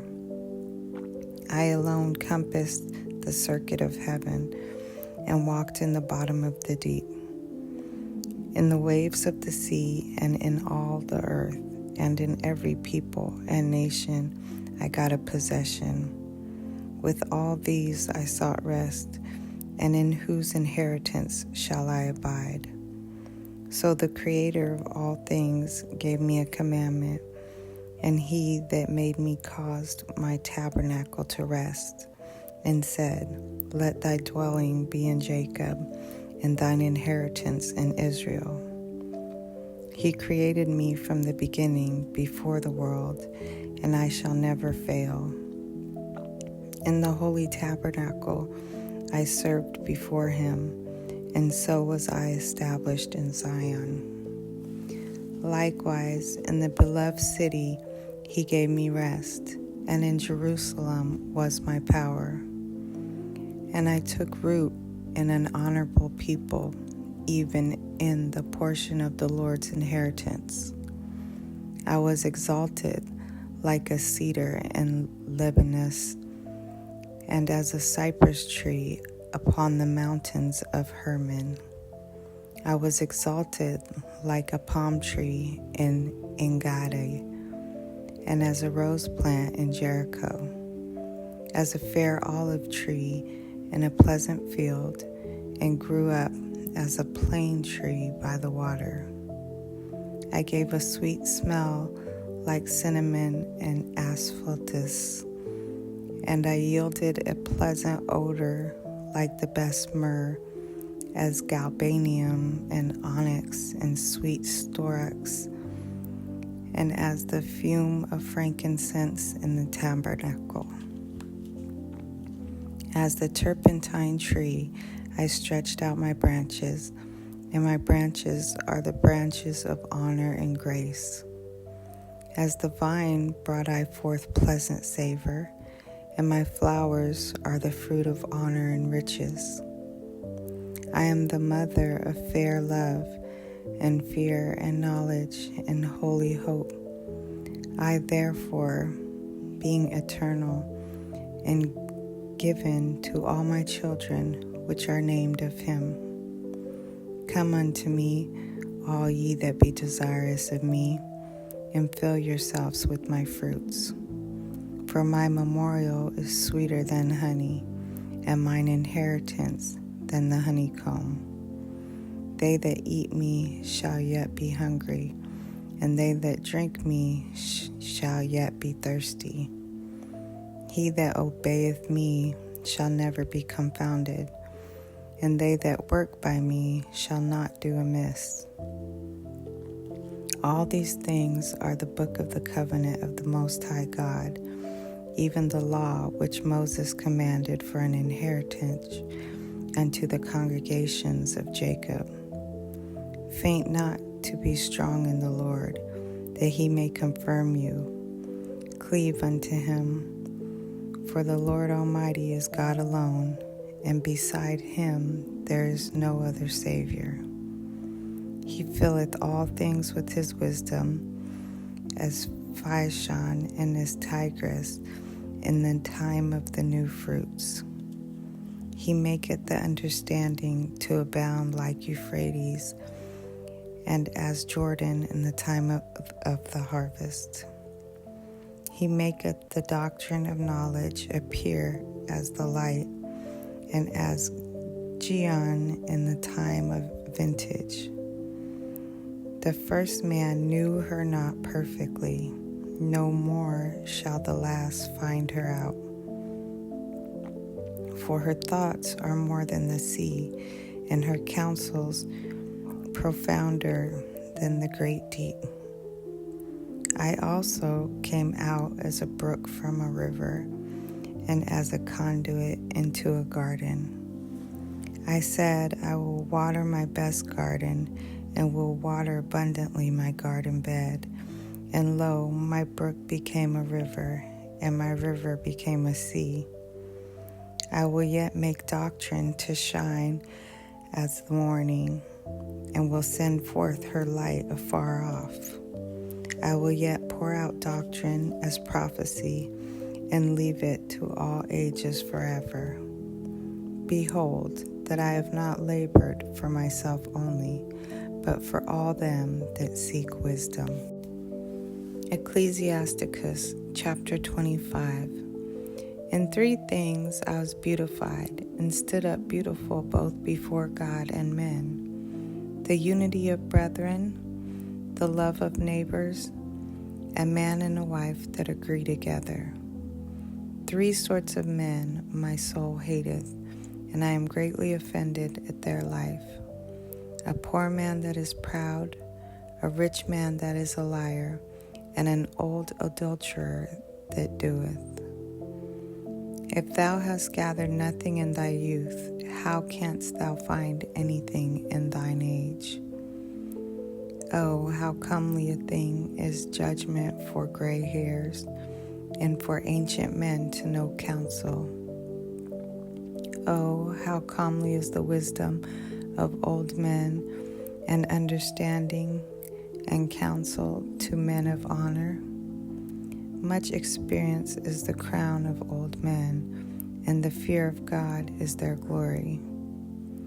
There be 9 things which I have judged in mine heart to be happy, and the 10th I will utter with my tongue: a man that hath joy of his children, and he that liveth to see the fall of his enemy. Well is him that dwelleth with a wife of understanding, and that hath not slipped with his tongue, and that hath not severed a man more unworthy than himself. Well is him that hath found prudence, and he that speaketh in the ears of them that will hear. Oh, how great is he that findeth wisdom! Yet is there none above him that feareth the Lord. But the love of the Lord passeth all things for illumination. He that holdeth it, whereto shall he be likened? The fear of the Lord is the beginning of his love, and faith is the beginning of cleaving unto him. Give me any plague but the plague of the heart, and any wickedness but the wickedness of a woman, and any affliction but the affliction from them that hate me, and any revenge but the revenge of enemies. There is no head above the head of a serpent, and there is no wrath above the wrath of an enemy. I had rather dwell with a lion and a dragon than to keep house with the wicked woman. The wickedness of a woman changeth her face, and darkeneth her countenance like sackcloth. Her husband shall sit among his neighbors, and when he heareth it shall sigh bitterly. All wickedness is but little to the wickedness of a woman, and let the portion of a sinner fall upon her. As the climbing up a sandy way is to the feet of the aged, so is a wife full of words to a quiet man. Stumble not at the beauty of a woman, and desire her not for pleasure. A woman, if she maintain her husband, is full of anger, and prudence, and much reproach. A wicked woman abateth the courage, maketh a heavy countenance, and a wounded heart. A woman that will not comfort her husband in distress maketh weak hands and feeble needs. Of the woman came the beginning of sin, and through her we all die. Give the water no passage, neither a wicked woman liberty to gad abroad. If she go not as thou wouldest have her, cut her off from thy flesh, and give her a bill of divorce, and let her go. Ecclesiasticus chapter 26. Blessed is the man that hath a virtuous wife, for the number of his days shall be double. A virtuous woman rejoiceth her husband, and he shall fulfill the years of his life in peace. A good wife is a good portion, which shall be given in the portion of them that fear the Lord.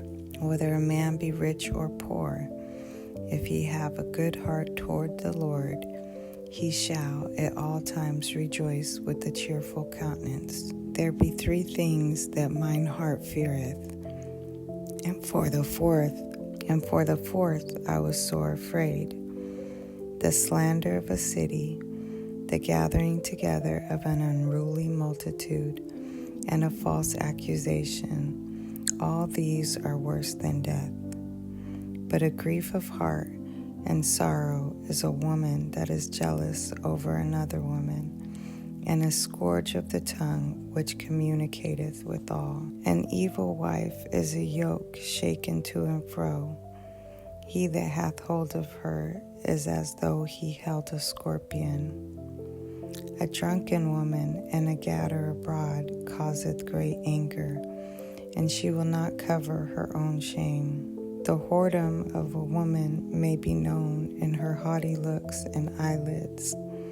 If thy daughter be shameless, keep her in straitly, lest she abuse herself through overmuch liberty.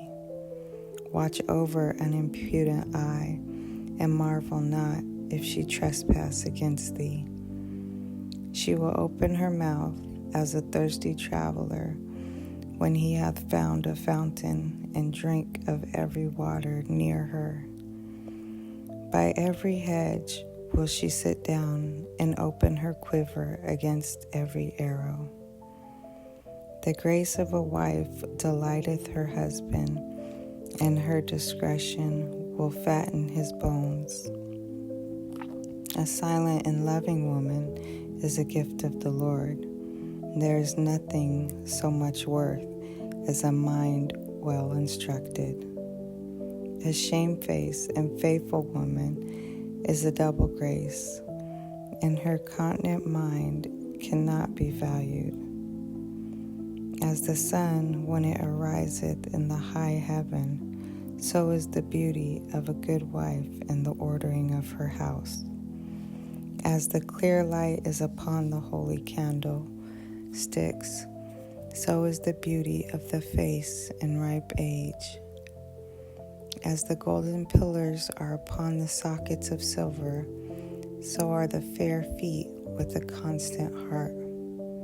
My son, keep the flower of thine age sound, and give not thy strength to strangers. When thou hast gotten a fruitful possession through all the field, sow it with thine own seed, trusting in the goodness of thy stock. So thy race which thou leavest shall be magnified, having the confidence of their good descent. A harlot shall be accounted as spittle, but a married woman is a tower against death to her husband. A wicked woman is given as a portion to a wicked man, but a godly woman is given to him that feareth the Lord. A dishonest woman contemneth shame, but an honest woman will reverence her husband. A shameless woman shall be counted as a dog, but she that is shamefaced will fear the Lord. A woman that honoreth her husband shall be judged wise of all, but she that dishonoreth him in her pride shall be counted ungodly of all. A loud crying woman and a scold shall be sought out to drive away the enemies. There be two things that grieve my heart, and the third maketh me angry: a man of war that suffereth poverty, and men of understanding that are not set by, and one that returneth from righteousness to sin. The Lord prepareth such as one for the sword. A merchant shall hardly keep himself from doing wrong, and a huckster shall not be freed from sin. Ecclesiasticus chapter 27. Many have sinned for a small matter, and he that seeketh for abundance will turn his eyes away. As a nail sticketh fast between the joinings of the stones, so doth sin stick close between buying and selling. Unless a man hold himself diligently in the fear of the Lord, his house shall soon be overthrown. As when one sifteth with a sieve, the refuse remaineth, so the filth of a man in his talk. The furnace proveth the potter's vessel, so the trial of man is in his reasoning. The fruit declareth if the tree have been dressed, so is the utterance of a conceit in the heart of man. Praise no man before thou hearest him speak, for this is the trial of men. If thou followest righteousness, thou shalt obtain her, and put her on as a glorious long robe. The birds will resort unto their like, so will truth return unto them that practice in her. As the lion lieth in wait for the prey, so sin for them that work iniquity. The discourse of a godly man is always with wisdom, but a fool changeth as the moon. If thou be among the indiscreet, observe the time, but be continually among men of understanding. The discourse of fools is irksome, and their sport is in the wantonness of sin. The talk of him that sweareth much maketh the hair stand upright, and their brawls make one stoop his ears. The strife of the proud is bloodshedding, and their revellings are grievous to the ear. Whoso discovereth secrets loseth his credit, and shall never find friend to his mind.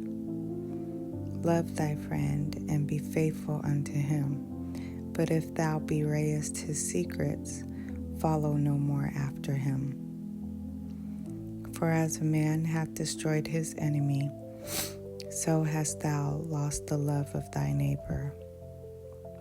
As one that letteth a bird go out of his hand, so hast thou let thy neighbor go, and shall not get him again. Follow after him no more, for he is too far off. He is a roe escaped out of the snare. As for a wound, it may be bound up, and after reveling, there may be reconcilement. But he that bewrayeth secrets is without hope. He that winketh with the eyes worketh evil, and he that knoweth him will depart from him. When thou art present, he will speak sweetly, and will admire thy words. But at the last he will writhe his mouth and slander thy sayings. I have hated many things, but nothing like him, for the Lord will hate him. Whoso casteth a stone on high, casteth it on his own head, and a deceitful stroke shall make wounds. Whoso diggeth a pit shall fall therein, and he that setteth a trap shall be taken therein. He that worketh mischief, it shall fall upon him, and he shall not know whence it come. Mockery and reproach are from the proud, but vengeance as a lion shall lie in wait for them. They that rejoice at the fall of the righteous shall be taken in the snare, and anguish shall consume them before they die. Malice and wrath, even these are abominations, and the sinful man shall have them both. Ecclesiasticus chapter 28. He that revengeth shall find vengeance from the Lord, and he will surely keep his sins in remembrance. Forgive thy neighbor the hurt that he hath done unto thee, so shall thy sins also be forgiven when thou prayest. One man beareth hatred against another, and doth he seek pardon from the Lord. He showeth no mercy to a man which is like himself, and doth he ask forgiveness of his own sins. If he that is but flesh nourish hatred, who will entreat for pardon of his sins? Remember thy end, and let enmity cease. Remember corruption and death, and abide in the commandments. Remember the commandments, and bear no malice to thy neighbor. Remember the covenant of the highest, and wink at ignorance. Abstain from strife, and thou shalt diminish thy sins. For a furious man will kindle strife. A sinful man disquieteth friends, and maketh debate among them that be at peace. As the matter of the fire is, so it burneth, and as a man's strength is, so is his wrath, and according to his riches his anger riseth, and the stronger they are which contend, the more they will be inflamed. And hasty contention kindleth a fire, and a hasty fighting sheddeth blood. If thou blow the spark, it shall burn. If thou spit upon it, it shall be quenched. And both these come out of thy mouth. Curse the whisperer and double-tongued, for such have destroyed many that were at peace. A backbiting tongue hath disquieted many, and driven them from nation to nation. Strong cities hath it pulled down, and overthrown the houses of great men. A backbiting tongue hath cast out virtuous women, and deprived them of their labors. Whoso hearkeneth unto it shall never find rest, and never dwell quietly. The stroke of the whip maketh marks in the flesh, but the stroke of the tongue breaketh the bones. Many have fallen by the edge of the sword, but not so many as have fallen by the tongue. Well is he that is defended from it, and hath not passed through the venom thereof. Who hath not drawn the yoke thereof, nor hath been bound in her bands? For the yoke thereof is a yoke of iron, and the bands thereof are bands of brass. The death thereof is an evil death. The grave were better than it. It shall not have rule over them that fear God, neither shall they be burned with the flame thereof. Such as forsake the Lord shall fall into it, and it shall burn in them, and not be quenched. It shall be sent upon them as a lion, and devour them as a leopard. Look, that thou hedge thy possession about with thorns, and bind up thy silver and gold, and weigh thy words in a balance, and make a door and bar for thy mouth. Beware thou slide not by it, lest thou fall before him that lieth in wait. Ecclesiasticus chapter 29. He that is merciful will lend unto his neighbor, and he that strengtheneth his hand keepeth the commandments. Lend to thy neighbor in time of need, and pay thou thy neighbor again in due season. Keep thy word and deal faithfully with him, and thou shalt always find the thing that is necessary for thee. Many, when a thing was lent them, reckoned it to be found, and put them to trouble that helped him. Till he hath received, he will kiss a man's hand, and for his neighbor's money he will speak submissively. But when he should repay, he will prolong the time, and return words of grief, and complain of the time. If he prevail, he shall hardly receive the half, and he will count as if he had found it. If not, he hath deprived him of his money, and he hath gotten him an enemy without cause.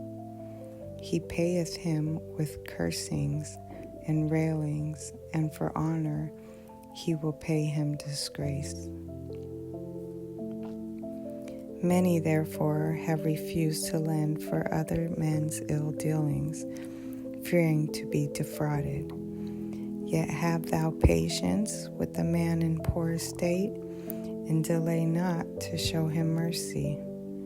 Help the poor for the commandment's sake, and turn him not away because of his poverty. Lose thy money for thy brother and thy friend, and let it not rust under a stone to be lost. Lay up thy treasure according to the commandments of the Most High, and it shall bring thee more profit than gold. Shut up alms in thy storehouses, and it shall deliver thee from all affliction. It shall fight for thee against thine enemies, better than a mighty shield and strong spear. An honest man is surety for his neighbor, but he that is impudent will forsake him. Forget not the friendship of thy surety, for he hath given his life for thee. A sinner will overthrow the good estate of his surety, and he that is of an unthankful mind will leave him in danger that delivered him. Suretyship hath undone many of good estate, and shaken them as a wave of the sea. Mighty men hath it driven from their houses, so that they wandered among strange nations. A wicked man transgressing the commandments of the Lord shall fall into suretyship, and he that undertaketh and followeth other men's business for gain shall fall into sweets. Help thy neighbor according to thy power, and beware that thou thyself fall not into the same. The chief thing for life is water, and bread, and clothing, and a house to cover shame. Better is the life of a poor man in a mean cottage than delicate fare in another man's house. Be it little or much, hold thee content, that thou hear not the reproach of thy house. For it is a miserable life to go from house to house, for where thou art a stranger, thou darest not open thy mouth. Thou shalt entertain and feast, and have no thanks. Moreover, thou shalt hear bitter words. Come, thou stranger, and furnish a table, and feed me of that thou hast ready. Give place, thou stranger, to an honorable man. My brother cometh to be lodged, and I have need of mine house. These things are grievous to a man of understanding, the upbraiding of house room and reproach of the lender. Ecclesiasticus chapter 30. He that loveth his son causeth him oft to feel the rod, that he may have joy of him in the end. He that chastiseth his son shall have joy in him, and shall rejoice of him among his acquaintance. He that teacheth his son grieveth the enemy, and before his friends he shall rejoice of him. Though his father die, yet he is as though he were not dead. For he hath left one behind him that is like himself. While he lived, he saw and rejoiced in him, and when he died, he was not sorrowful. He left behind him an avenger against his enemies, and one that shall requite kindness to his friends. He that maketh too much of his son shall bind up his wounds, and his bowels will be troubled at every cry. A horse not broken becometh headstrong, and a child left to himself will be wilful. Conquer thy child, and he shall make thee afraid. Play with him, and he will bring thee to heaviness. Laugh not with him, lest thou have sorrow with him, and lest thou gnash thy teeth in the end. Give him no liberty in his youth, and wink not at his follies. Bow down his neck while he is young, and beat him on the sides while he is a child, lest he wax stubborn and be disobedient unto thee, and so bring sorrow to thine heart. Chastise thy son, and hold him to labor, lest his lewd behavior be an offense unto thee. Better is the poor, being sound and strong of constitution, than a rich man that is afflicted in his body. Health and good estate of the body are above all gold, and a strong body above infinite wealth.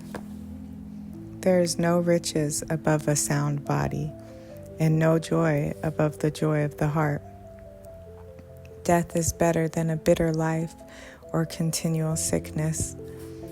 Delicates poured upon a mouth shut up are as messes of meat set upon a grave. What good doth the offering unto an idol? for neither can it eat nor smell. So is he that is persecuted of the Lord. He seeth with his eyes, and groaneth as a eunuch that embraceth a virgin and sinneth. Give not over thy mind to heaviness, and afflict not thyself in thine own counsel. The gladness of the heart is the life of man, and the joyfulness of a man prolongeth his days. Love thine own soul, and comfort thy heart.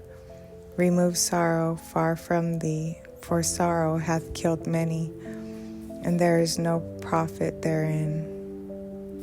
Envy and wrath shorten the life, and carefulness bringeth age before the time. A cheerful and good heart will have a care of his meat and diet. Ecclesiasticus chapter 31. Watching for riches consumeth the flesh, and the care thereof driveth away sleep. Watching care will not let a man slumber, as a sore disease breaketh sleep. The rich hath great labor in gathering riches together, and when he resteth, he is filled with his delicates.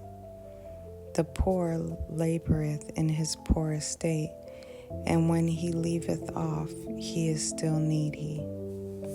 He that loveth gold shall not be justified, and he that followeth corruption shall have enough thereof. Gold hath been the ruin of many, and their destruction was present.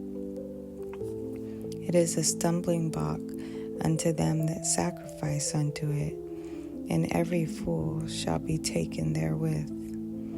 Blessed is the rich that is found without blemish, and hath not gone after gold. Who is he? And we will call him blessed, for wonderful things hath he done among his people. Who hath been tried thereby, and found perfect? Then let him glory. Who might offend, and hath not offended, or done evil, and hath not done it? His goods shall be established, and the congregation shall declare his alms. If thou sit at a bountiful table, be not greedy upon it, and say not, there is much meat on it.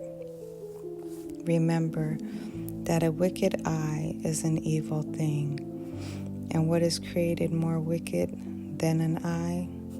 Therefore it weepeth upon every occasion. Stretch not thine hand whithersoever it looketh, and thrust it not with him into the dish. Judge of thy neighbor by thyself, and be discreet in every point. Eat as it becometh a man those things which are set before thee, and devour not, lest thou be hated. Leave off first for manners' sake, and be not insatiable, lest thou offend. When thou sittest among many, reach not thy hand out first of all. A very little is sufficient for a man well nurtured, and he fetcheth not his wind short upon his head. Sound sleep cometh of moderate eating. He riseth early, and his wits are with him. But the pain of watching, and choler, and pains of the belly are with an insatiable man. And if thou hast force to eat, arise, go forth, vomit, and thou shalt have rest. My son, hear me, and despise me not. And at the last thou shalt find, as I told thee, and all thy works be quick, so shall there no sickness come unto thee. Whoso is liberal of his meat, men shall speak well of him, and the report of his good housekeeping will be delivered.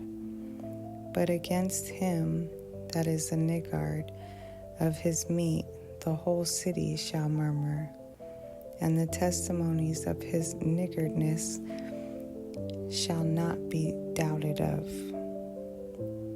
Show not thy valiantness in wine, for wine hath destroyed many. The furnace proveth the edge by dipping, so doth wine the hearts of the proud by drunkenness. Wine is as good as life to a man, but if it be drunk moderately. What life is then to a man that is without wine? For it was made to make men glad. Wine measurably drunk and in season bringeth gladness of the heart and cheerfulness of the mind. But wine drunken with excess maketh bitterness of the mind, with brawling and quarreling. Drunkenness increaseth the rage of a fool, till he offend. It diminisheth strength and maketh wounds. Rebuke not thy neighbor at the wine, and despise him not in his mirth. Give him no despiteful words, and press not upon him with the urging him to drink.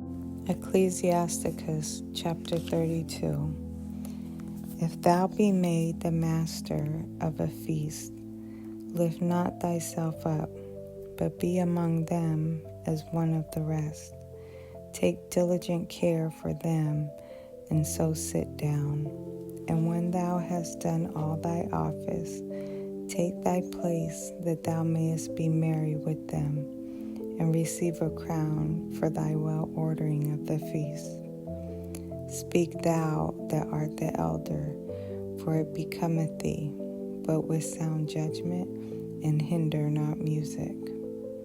Pour not out words where there is a musician, and show not forth wisdom out of time. A concert of music and a banquet of wine is a signet of carbuncle set in gold, as a signet of an emerald set in a work of gold. So is the melody of music with pleasant wine. Speak, young men, if there be need of thee, and yet scarcely when thou art twice asked. Let thy speech be short, comprehending much in few words. Be as one that knoweth, and yet holdeth his tongue. If thou be among great men, make not thyself equal with them. And when ancient men are in place, use not many words. Before the thunder goeth lightning, and before a shamefaced man shall go favor. Rise up betimes, and be not the last, but get thee home without delay.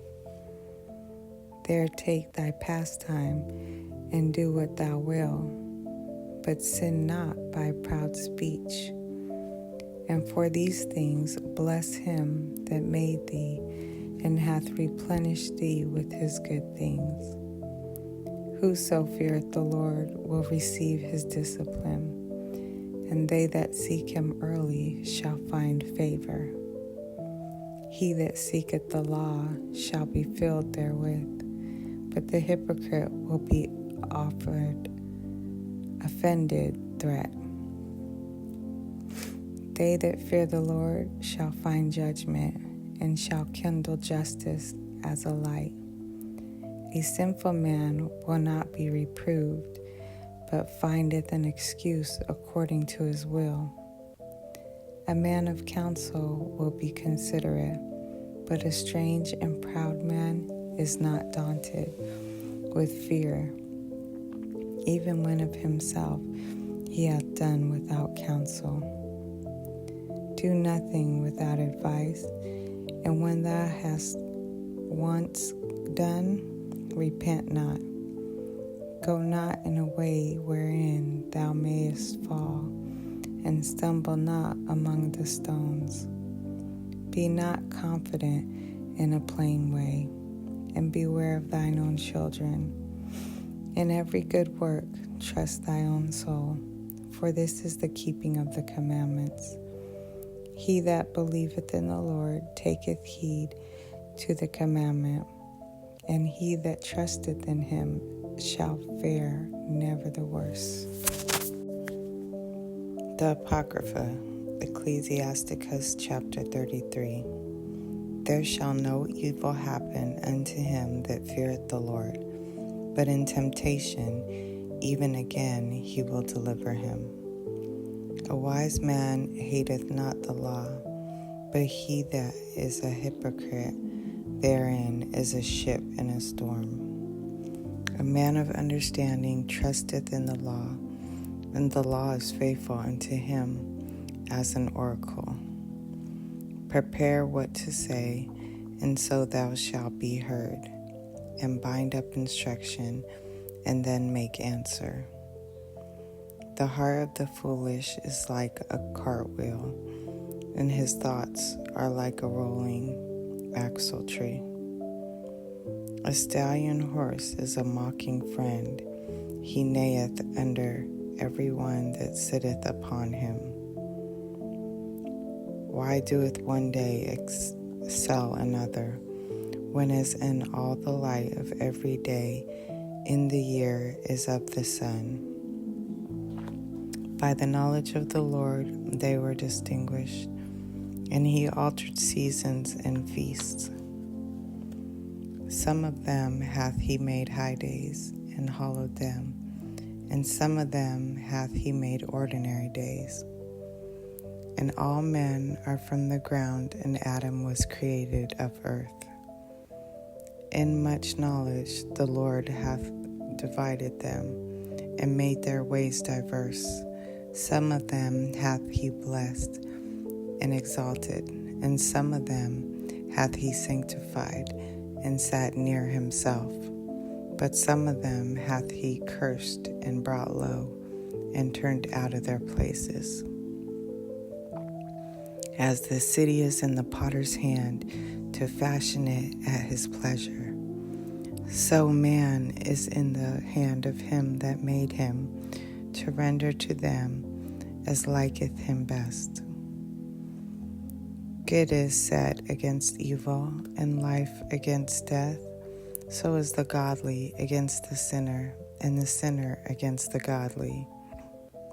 So look upon all the works of the Most High, and there are two and two, one against another.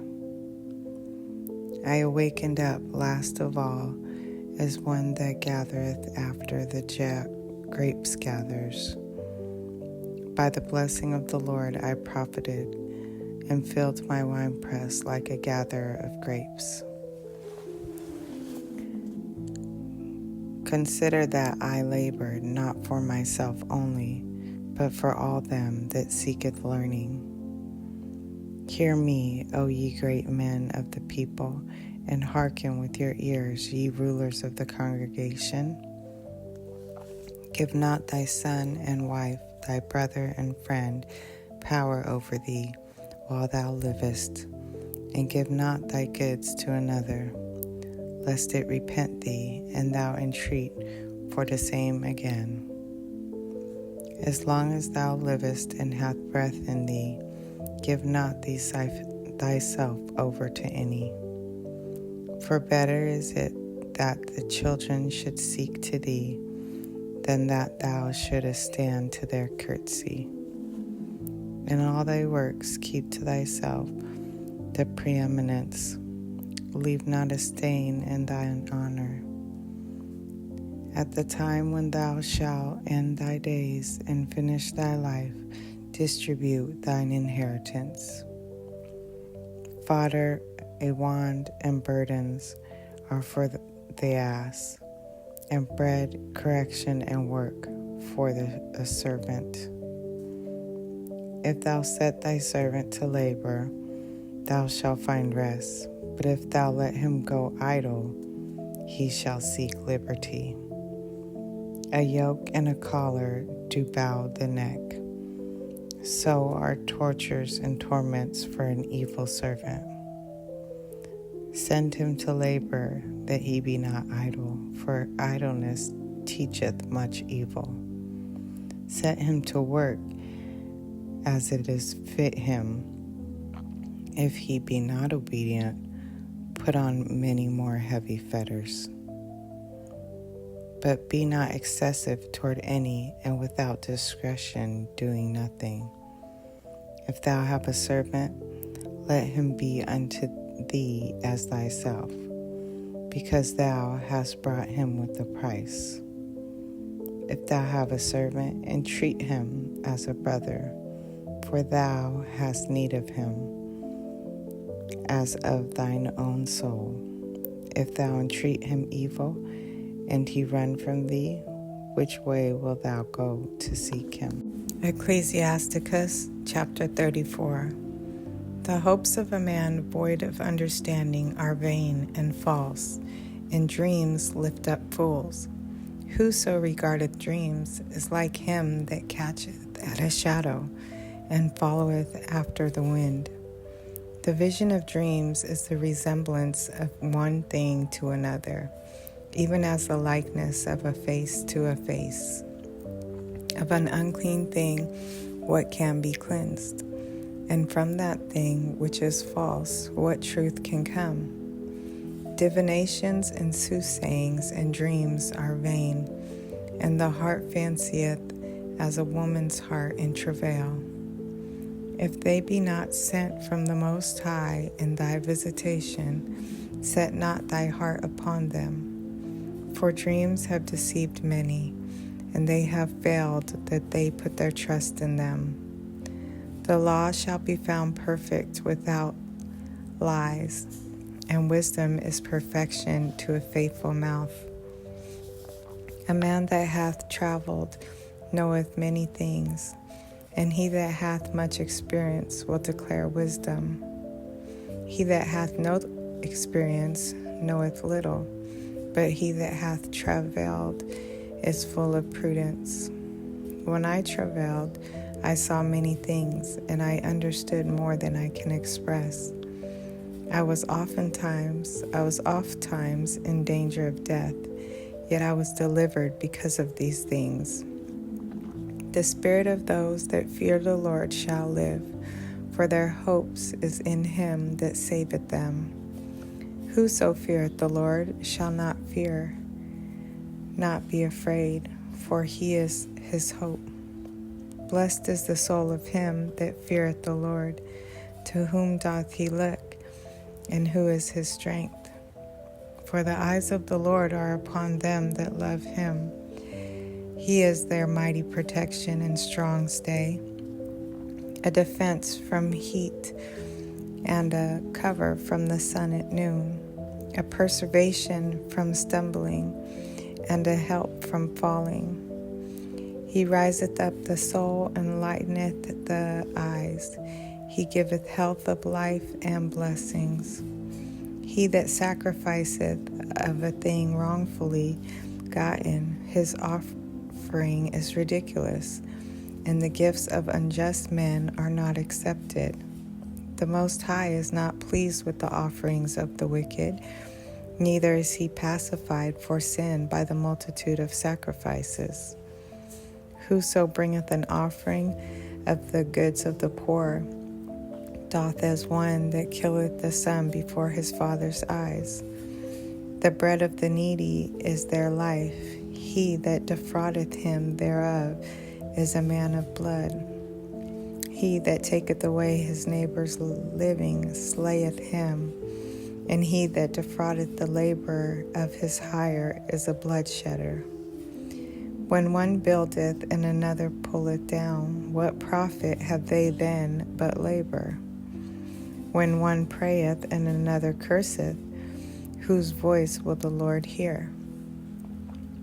He that washeth himself after the touching of a dead body, if he touch it again, what availeth his washing? So is it with the man that fasteth for his sins and goeth again and doth the same.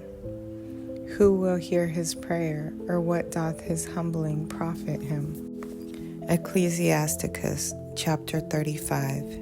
He that keepeth the law bringeth offerings enough. He that taketh heed to the commandment offereth a peace offering. He that requiteth a good turn offereth fine flour. And he that giveth alms sacrificeth prayers. To depart from wickedness is a thing pleasing to the Lord, and to forsake unrighteousness is appropriation. Thou shalt not appear empty before the Lord, for all these things are to be done because of the commandment. The offering of the righteous maketh the altar fat, and the sweet savor thereof is before the Most High. The sacrifice of a just man is acceptable, and the memorial thereof shall never be forgotten. Give the Lord his honor with a good eye, and diminish not the first fruits of thine hands. In all thy gifts show a cheerful countenance, and dedicate thy tithes with gladness. Give unto the Most High according as he hath enriched thee, and as thou hast gotten, give with a cheerful eye. For the Lord recompense, and will give thee 7 times as much. Do not think to corrupt with gifts, for such he will not receive. And trust not to unrighteous sacrifices, for the Lord is judge, and with him is no respect of persons. He will not accept any person against a poor man, but will hear the prayer of the oppressed. He will not despise the supplication of the fatherless, nor the widow when she poureth out her complaint. Do not the tears run down the widow's cheeks, and is not her cry against him that causeth them to fall? He that severeth the Lord shall be accepted with favor, and his prayer shall reach unto the clouds.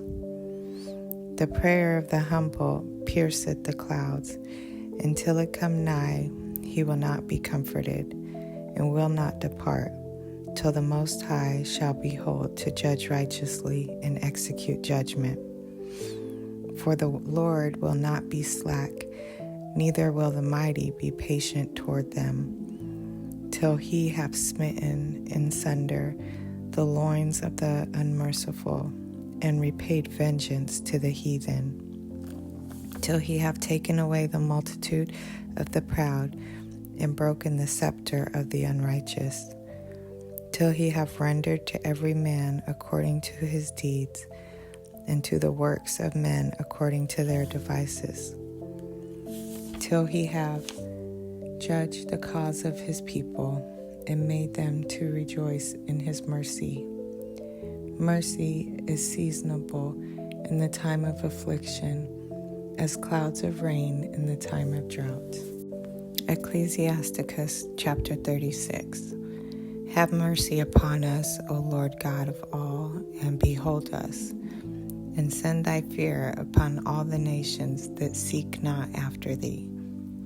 Lift up thy hand against the strange nations, and let them see thy power.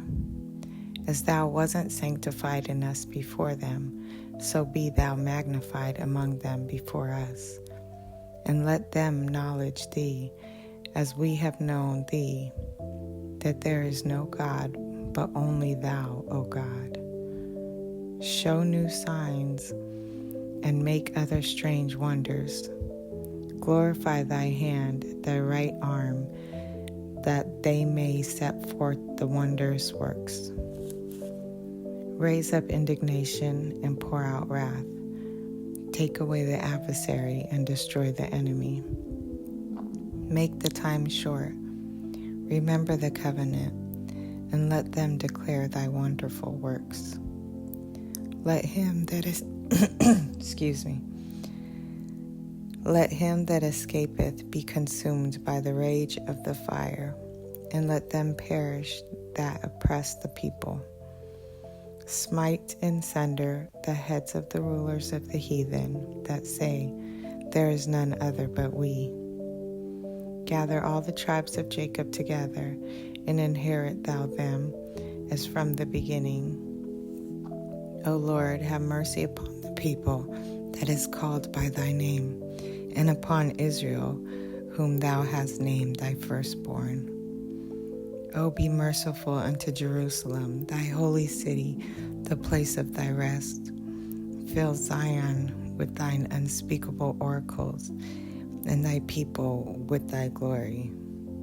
Give testimony unto those that thou hast possessed from the beginning, and rise up prophets that have been in thy name. Reward them that wait for thee, and let thy prophets be found faithful. O Lord, hear the prayer of thy servants according to the blessing of Aaron over thy people, that all they which dwell upon the earth may know that thou art the Lord, the eternal God. The belly devoureth all meats, yet is one meat better than another? As the palate teaseth divers kinds of venison, so doth an heart of understanding false speeches. A froward heart causeth heaviness, but a man of experience will recompense him. A woman will receive every man, yet is one daughter better than another. The beauty of a woman cheereth the countenance, and a man loveth nothing better. If there be kindness, meekness, and comfort in her tongue, then is not her husband like other men. He that getteth a wife beginneth a possession, a help like unto himself, and a pillar of rest. Where no hedge is, there the possession is spoiled, and he that hath no wife will wander up and down mourning. Who will trust a thief well appointed, that skippeth from city to city? So who will believe a man that hath no house, and lodgeth wheresoever the night taketh him? Ecclesiasticus chapter 37. Every friend saith, I am his friend also, but there is a friend which is only a friend in name. Is it not a grief unto death when a companion and friend is turned to an enemy? O wicked imagination, whence camest thou in to cover the earth with deceit? There is a companion which rejoiceth in the prosperity of a friend, but in the time of trouble will be against him. There is a companion which helpeth his friend for the belly, and taketh up the buckler against the enemy. Forget not thy friend in thy mind, and be not unmindful of him in thy riches. Every counselor extolleth counsel, but there is some that counseleth for himself. Beware of a counselor, and know before what need he hath. For he will counsel for himself, lest he cast the lot upon thee, and say unto thee, Thy way is good, and afterward he stand on the other side to see what shall befall thee. Consult not with one that suspecteth thee, and hide thy counsel from such as envy thee. Neither consult with a woman touching her of whom she is jealous, neither with a coward in matters of war, nor with a merchant concerning exchange, nor with a buyer of selling, nor with the envious man of thankfulness, nor with the unmerciful man touching kindness, nor with the slothful for any work, nor with a hireling for a year of finishing work, nor with an idle servant of much business. Hearken not unto thee in any matter of counsel, but be continually with a godly man, whom thou knowest to keep the commandments of the Lord, whose mind is according to thy mind, and will sorrow with thee if thou shalt miscarry. And let the counsel of thine own heart stand, for there is no man more faithful unto thee than it. For a man's mind is sometimes wont to tell him more than 7 watchmen that sit above in a high tower. And above all this, pray to the Most High that he will direct thy way in truth. And let reason go before every enterprise, and counsel before every action. The countenance is a sign of changing of the heart.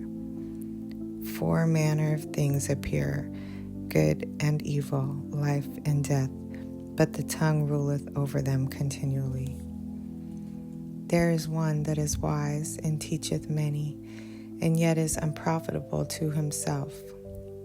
There is one that showeth wisdom in words, and is hated. He shall be destitute of all food. For grace is not given from him. For grace is not given him from the Lord, because he is deprived of all wisdom. Another is wise to himself, and the fruits of understanding are commendable in his mouth. A wise man instructeth his people, and the fruits of his understanding fail not. A wise man shall be filled with blessing, and all they that see him shall count him happy.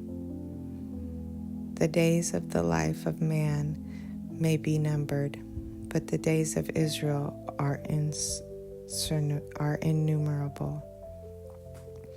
A wise man shall inherit glory among his people, and his name shall be perpetual.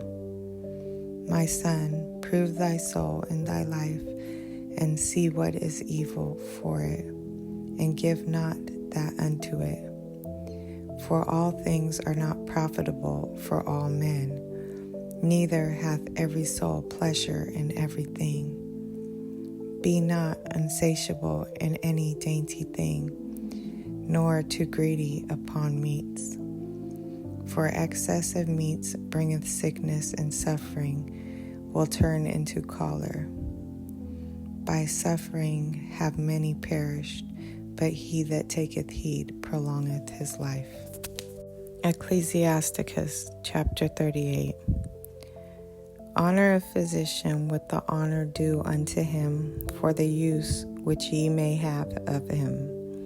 For the Lord hath created him. For of the Most High cometh healing, and he shall receive honor of the king. The skill of the physician shall lift up his head, and in the sight of great men he shall be in admiration. The Lord hath created medicines out of the earth, and he that is wise will not abhor them.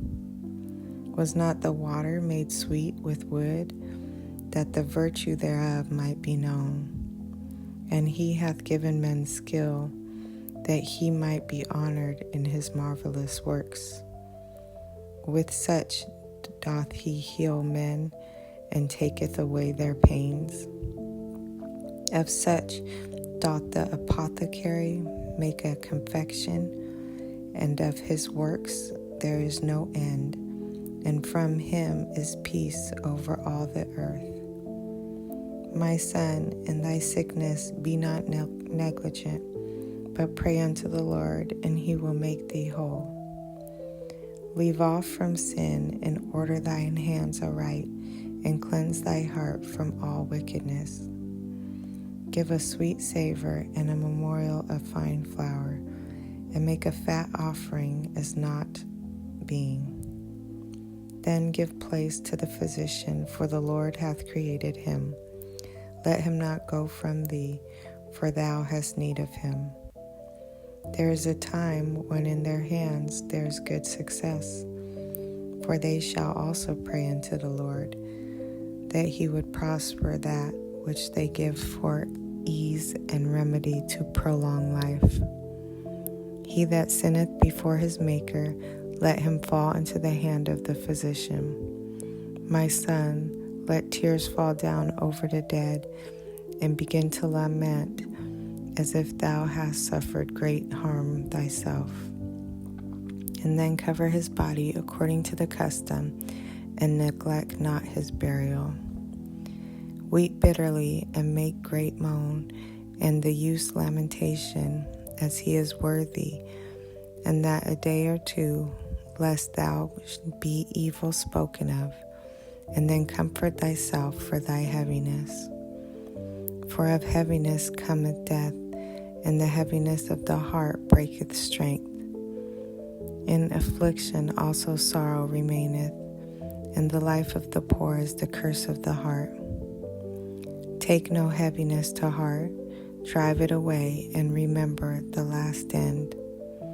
Forget it not, for there is no turning again. Thou shalt not do him good, but hurt thyself. Remember my judgment, for thine also shall be so. Yesterday for me, and today for thee. When the dead is at rest, let him remembrance rest, and be comforted for him, when his spirit is departed from him. The wisdom of a learned man cometh by opportunity of leisure, and he that hath little business shall become wise. How can he get wisdom that holdeth the plough, and that glorieth in the good? That glorieth in the goad, that driveth oxen, and is occupied in their labors, and whose talk is of bullocks. He giveth his mind to make furrows, and is diligent to give the knee fodder, the kine fodder, and is diligent to give the kine fodder. So every carpenter and workmaster that laboreth night and day, and they that cut and grave seals, and are diligent to make great variety, and give themselves to counterfeit imagery, and watch to finish a work. The smith also sitting by the anvil, and considering the ironwork, the vapor of the fire wasteth his flesh, and he fighteth with the heat of the furnace. The noise of the hammer and the anvil is ever in his ears, and his eyes look still upon the pattern of the thing that he maketh. He setteth his mind to finish his work, and watcheth to polish it perfectly. So doth the potter, sitting at his work, and turning the wheel about with his feet, who is always carefully set at his work, and maketh all his work by number. He fashioneth the clay with his arm, and boweth down his strength before his feet. He applieth himself to lead it over, and he is diligent to make clean the furnace. All these trust to their hands, and every one is wise in his work. Without these cannot a city be inhabited, and they shall not dwell where they will, nor go up and down. They shall not be sought for in public council, nor sit high in the congregation. They shall not sit on the judge's seat, nor understand the sentence of judgment. They cannot declare justice and judgment, and they shall not be found where parables are spoken. But they will maintain the state of the world, and all their desire is in the work of their craft. Ecclesiasticus chapter 39. But he that giveth his mind to the law of the Most High, and is occupied in the meditation thereof, will seek out the wisdom of all the ancient, and be occupied in prophecies. He will keep the sayings of the renowned men, and where subtle parables are, he will be there also. He will seek out the secrets of grave sentences, and be conversant in dark parables. He shall serve among great men, and appear before princes. He will travel through strange countries, for he hath tried the good and the evil among men. He will give his heart to resort early to the Lord that made him, and will pray before the Most High, and will open his mouth in prayer, and make supplication for his sins. When the great Lord will, he shall be filled with the spirit of understanding. He shall pour out wise sentences and give thanks unto the Lord in his prayer. He shall direct his counsel and knowledge, and in his secrets shall he meditate. He shall show forth that which he hath learned, and shall glory in the law of the covenant of the Lord. Many shall commend his understanding, and so long as the world endureth, it shall not be blotted out. His memorial shall not depart away, and his name shall live from generation to generation. Nations shall show forth his wisdom, and the congregation shall declare his praise. If he die, he shall leave a greater name than 1,000. And if he live, he shall increase it. Yet have I more to say, which I have thought upon. For I am filled as the moon at the full. Hearken unto me, ye holy children, and bud forth as a rose growing by the brook of the field. And give ye a sweet savor as frankincense, and flourish as a lily. Send forth a smell, and sing a song of praise. Bless the Lord in all his works.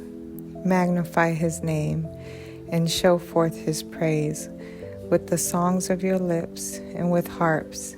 And in praising him ye shall say after this manner, all the works of the Lord are exceeding good, and whosoever he commandeth shall be accomplished in due season. And none may say, what is this? Wherefore is that? For at time convenient they shall all be sought out. At his commandment the waters stood as a heap, and at the words of his mouth the receptacles of water. At his commandment is done whatsoever pleaseth him, and none can hinder when he will save. The works of all flesh are before him, and nothing can be hid from his eyes. He seeth from everlasting to everlasting, and there is nothing wonderful before him. A man need not say, what is this? Wherefore is that? For he hath made all things for their uses. His blessing covered the dry land as a river, and watered it as a flood. As he hath turned the waters into saltiness, so shall the heathen inherit his wrath. As his ways are plain unto the holy, so are they stumbling blocks unto the wicked. For the good are good things, created from the beginning, so evil things for sinners. The principal things for the whole use of man's life are water, fire, iron, and salt, flour of wheat, honey, milk, and the blood of the grape, and oil and clothing. All these things are for good to the godly, so to the sinners they are turned into evil. There be spirits that are created for vengeance, which in their fury lay on sore strokes. In the time of destruction they pour out their force, and appease the wrath of him that made them. Fire and hail and famine and death, all these were created for vengeance. Teeth of wild beasts and scorpions, serpents and the sword, punishing the wicked to destruction. They shall rejoice in his commandment, and they shall be ready upon earth. When need is, and when their time is come, they shall not transgress his word. Therefore, from the beginning I was resolved and thought upon these things, and have left them in writing. All the works of the Lord are good, and he will give every needful thing in due season, so that a man cannot say, this is worse than that, for in time they shall all be well approved. And therefore praise ye the Lord with the whole heart and mouth, and bless the name of the Lord. Ecclesiasticus chapter 40. Great travail is created for every man, and a heavy yoke is upon the sons of Adam. From the day that they go out of their mother's womb, till the day that they return to their mother of all things, their imagination of things to come, and the day of death, trouble their thoughts, and cause fear of heart. From him that sitteth on a throne of glory, unto him that is humbled in earth and ashes, from him that weareth purple and a crown, unto him that is clothed with a linen frock, wrath and envy, trouble and unquietness, fear of death and anger and strife, and in the time of rest upon his bed at night, sleep do change his knowledge. A little or nothing is his rest, and afterward he is in his sleep. As in a day of keeping watch, troubled in the vision of his heart, as if he were escaped out of a battle. When all is safe, he awakeneth and marveleth that the fear was nothing. Such things happen unto all flesh, both man and beast, and that is sevenfold more upon sinners. Death and bloodshed, strife and sword, calamities, famine, tribulation, and the scourge. These things are created for the wicked, and for their sakes came the flood. All things that are of the earth shall turn to the earth again, and that which is of the waters doth return into the sea. All bribery and injustice shall be blotted out, but true dealings shall endure forever. The goods of the unjust shall be dried up like a river, and shall vanish with noise like a great thunder and rain. While he openeth his hand, he shall rejoice, so shall transgressors come to naught.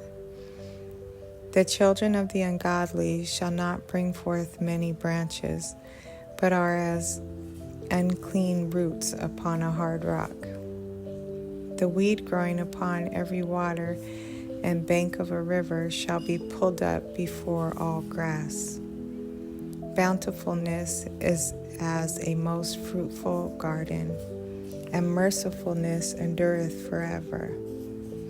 To labor and to be content with that a man hath is a sweet life, but he that findeth a treasure is above them both. Children and the building of a city continue a man's name, but a blameless wife is counted above them both. Wine and music rejoice the heart, but the love of wisdom is above them both. The pipe and the psaltery make sweet melody, but a pleasant tongue is above them both. Thine eyes desireth favor and beauty, but more than both corn while it is green. A friend and companion never meet amiss, but above both is a wife with her husband. Brethren and help are against time of trouble, but alms shall deliver more than them both. Gold and silver make the foot stand sure, but counsel is esteemed above them both. Riches and strength lift up the heart, but the fear of the Lord is above them both. There is no want in the fear of the Lord, and it needeth not to seek help. The fear of the Lord is a fruitful garden, and covereth him above all glory. My son, lead not a beggar's life, for better it is to die than to beg. The life of him that dependeth on another man's table is not to be counted for a life, for he polluteth himself with other men's meat. But a wise man, well nurtured, will beware thereof. Begging is sweet in the mouth of the shameless, but in his belly there shall burn a fire. Ecclesiasticus chapter 41. Death, how bitter is the remembrance of thee to a man that liveth at rest in his possessions. unto the man that hath nothing to vex him, and that hath prosperity in all things, yea, unto him that is yet able to receive meat. O death, acceptable is thy sentence unto the needy, and unto him whose strength faileth, that is now in the last age, and is vexed with all things, and to him that despaireth and hath lost patience. Fear not the sentence of death. Remember them that have been before thee, and that come after. For this is the sentence of the Lord over all flesh. And why art thou against the pleasure of the Most High? There is no inquisition in the grave, whether thou have lived 10 or 100 or 1,000 years. The children of sinners are abominable children, and they that are conversant in the dwelling of the ungodly. The inheritance of sinners' children shall perish, and their prosperity shall have a perpetual reproach. The children will complain of an ungodly father, because they shall be reproached for his sake. Woe be unto you, ungodly men, which have forsaken the law of the Most High God. For if ye increase, it shall be to your destruction. And if ye be born, ye shall be born to a curse. And if ye die, a curse shall be your portion. All that are of the earth shall turn to earth again. So the ungodly shall go from a curse to destruction. The mourning of men is about their bodies, but an ill name of sinners shall be blotted out. Have regard to thy name, for that shall continue with thee above 1,000 great treasures of gold. A good life hath but few days, but a good name endureth forever. My children, keep discipline and peace, for wisdom that is hid, and a treasure that is not seen. What profit is it in them both? A man that hideth his foolishness is better than a man that hideth his wisdom. Therefore be shamefaced according to my word, for it is not good to retain all shamefacedness, neither is it altogether approved in every way. Be ashamed of whoredom before father and mother, and of a lie before a prince and a mighty man, of an offense before a judge and a ruler of iniquity, before a congregation and people, of unjust dealing before thy partner and friend, and of theft in regard of the place where thou sojournest, and in regard of the truth of God and his covenant, and to lean with thine elbow upon the meat, and of scorning to give and take, and of silence before them that salute thee, and to look upon an harlot, and to turn away thy face from thy kinsmen, or to take away a portion or a gift, or to gaze upon another man's wife, or to be over busy with his maid, and come not near her bed, or of upbraiding speeches before friends, and after thou hast given upbraided not, or of iterating and speaking again that which thou hast heard, and of reveling of secrets. So shalt thou be truly shamefaced, and find favor before all men. Ecclesiasticus chapter 42. Of these things be not thou ashamed, and accept no person to sin thereby. Of the law of the Most High and his covenant, and of judgment to justify the ungodly.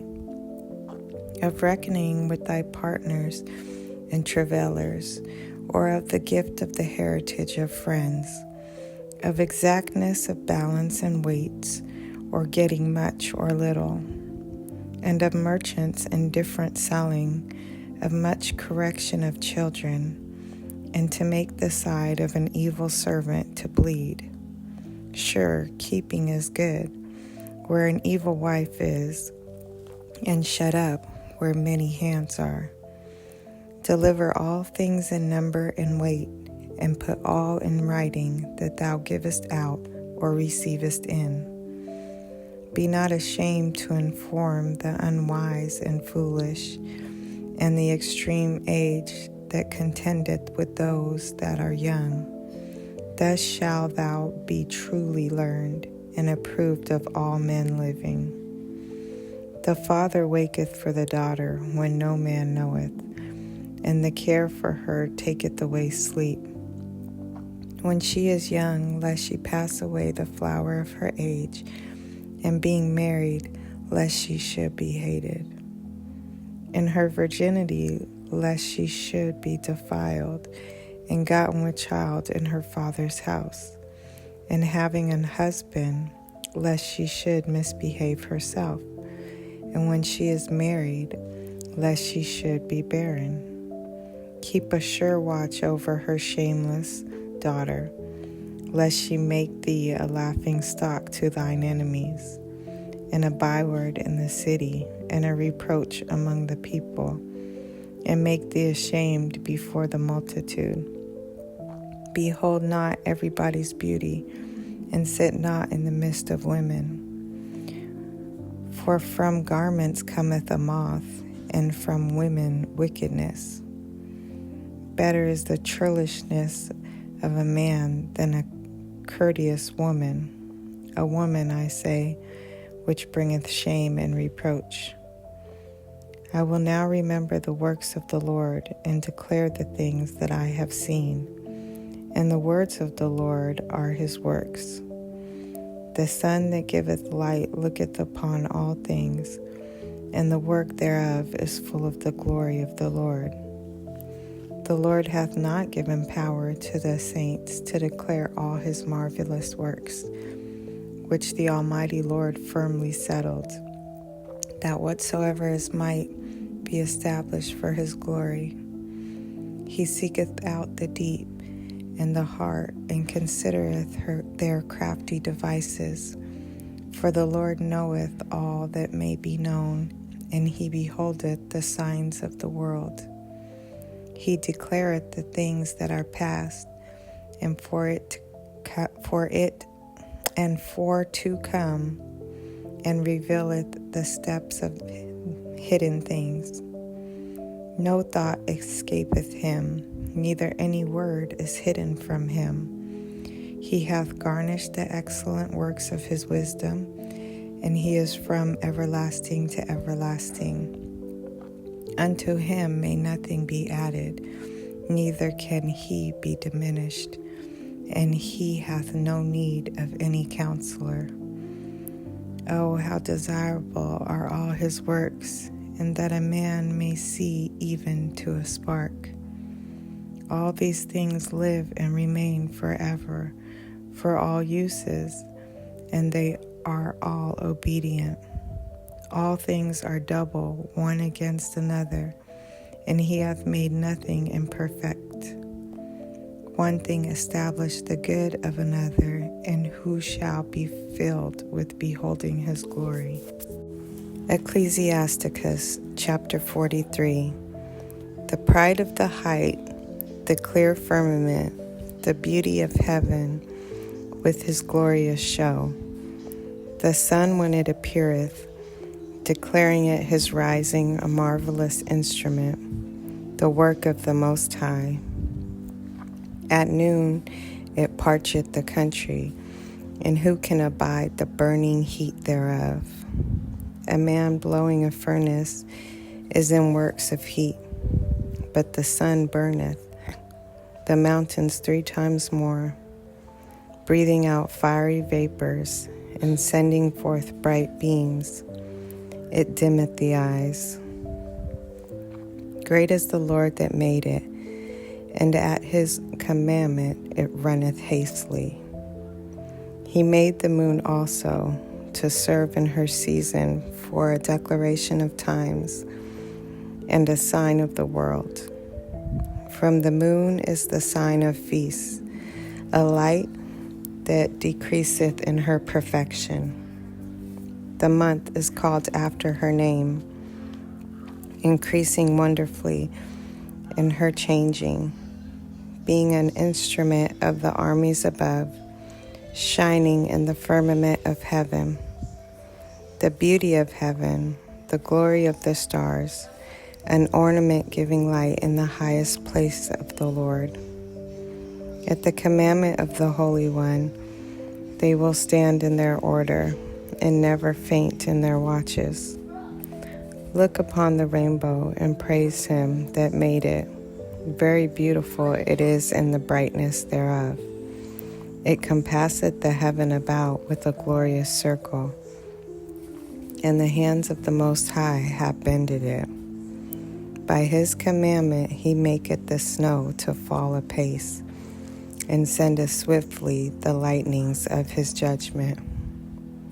Through this the treasures are opened, and clouds fly forth as fowls.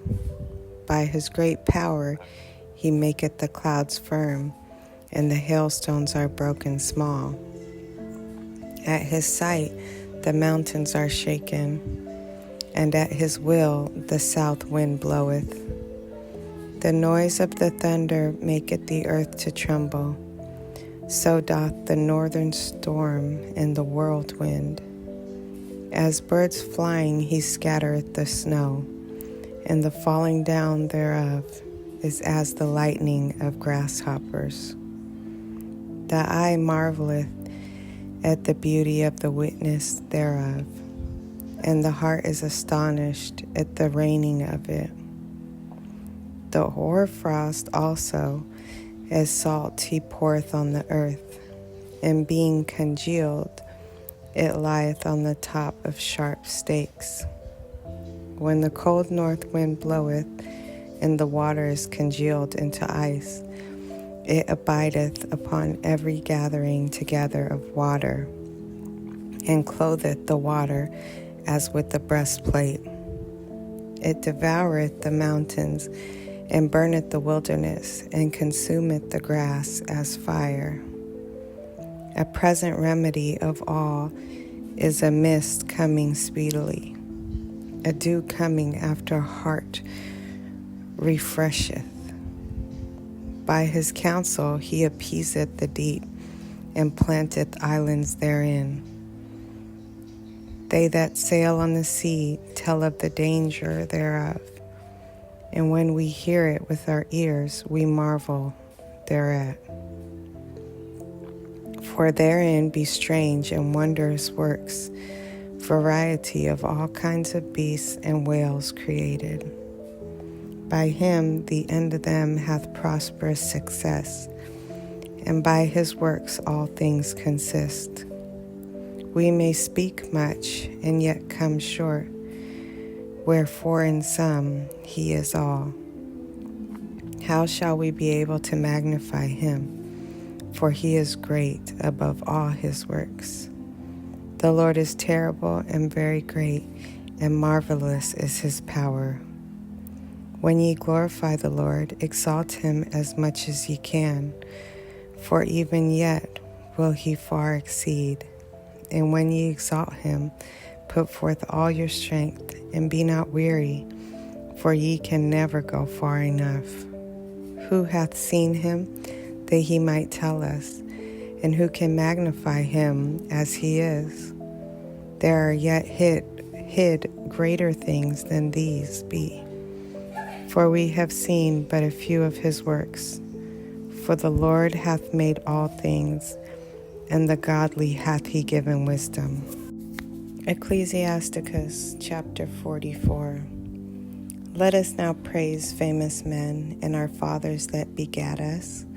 The Lord had wrought great glory by them through his great power from the beginning.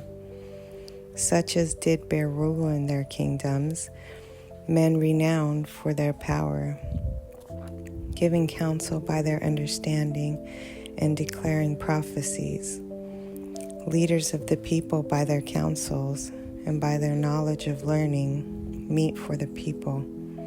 wise and eloquent in their instructions, such as found out musical tunes and recited verses in writing. Rich men furnished with ability, living peaceably in their habitations. All these were honored in their generations and were the glory of their times. There be of them that have left a name behind them, that their praises might be reported. And some there be which have no memorial, who are perished as though they had never been, and are become as though they had never been born, and their children after them. But these were merciful men, whose righteousness hath not been forgotten. With their seed shall continually remain a good inheritance, and their children are within the covenant. Their seed standeth fast, and their children for their sakes.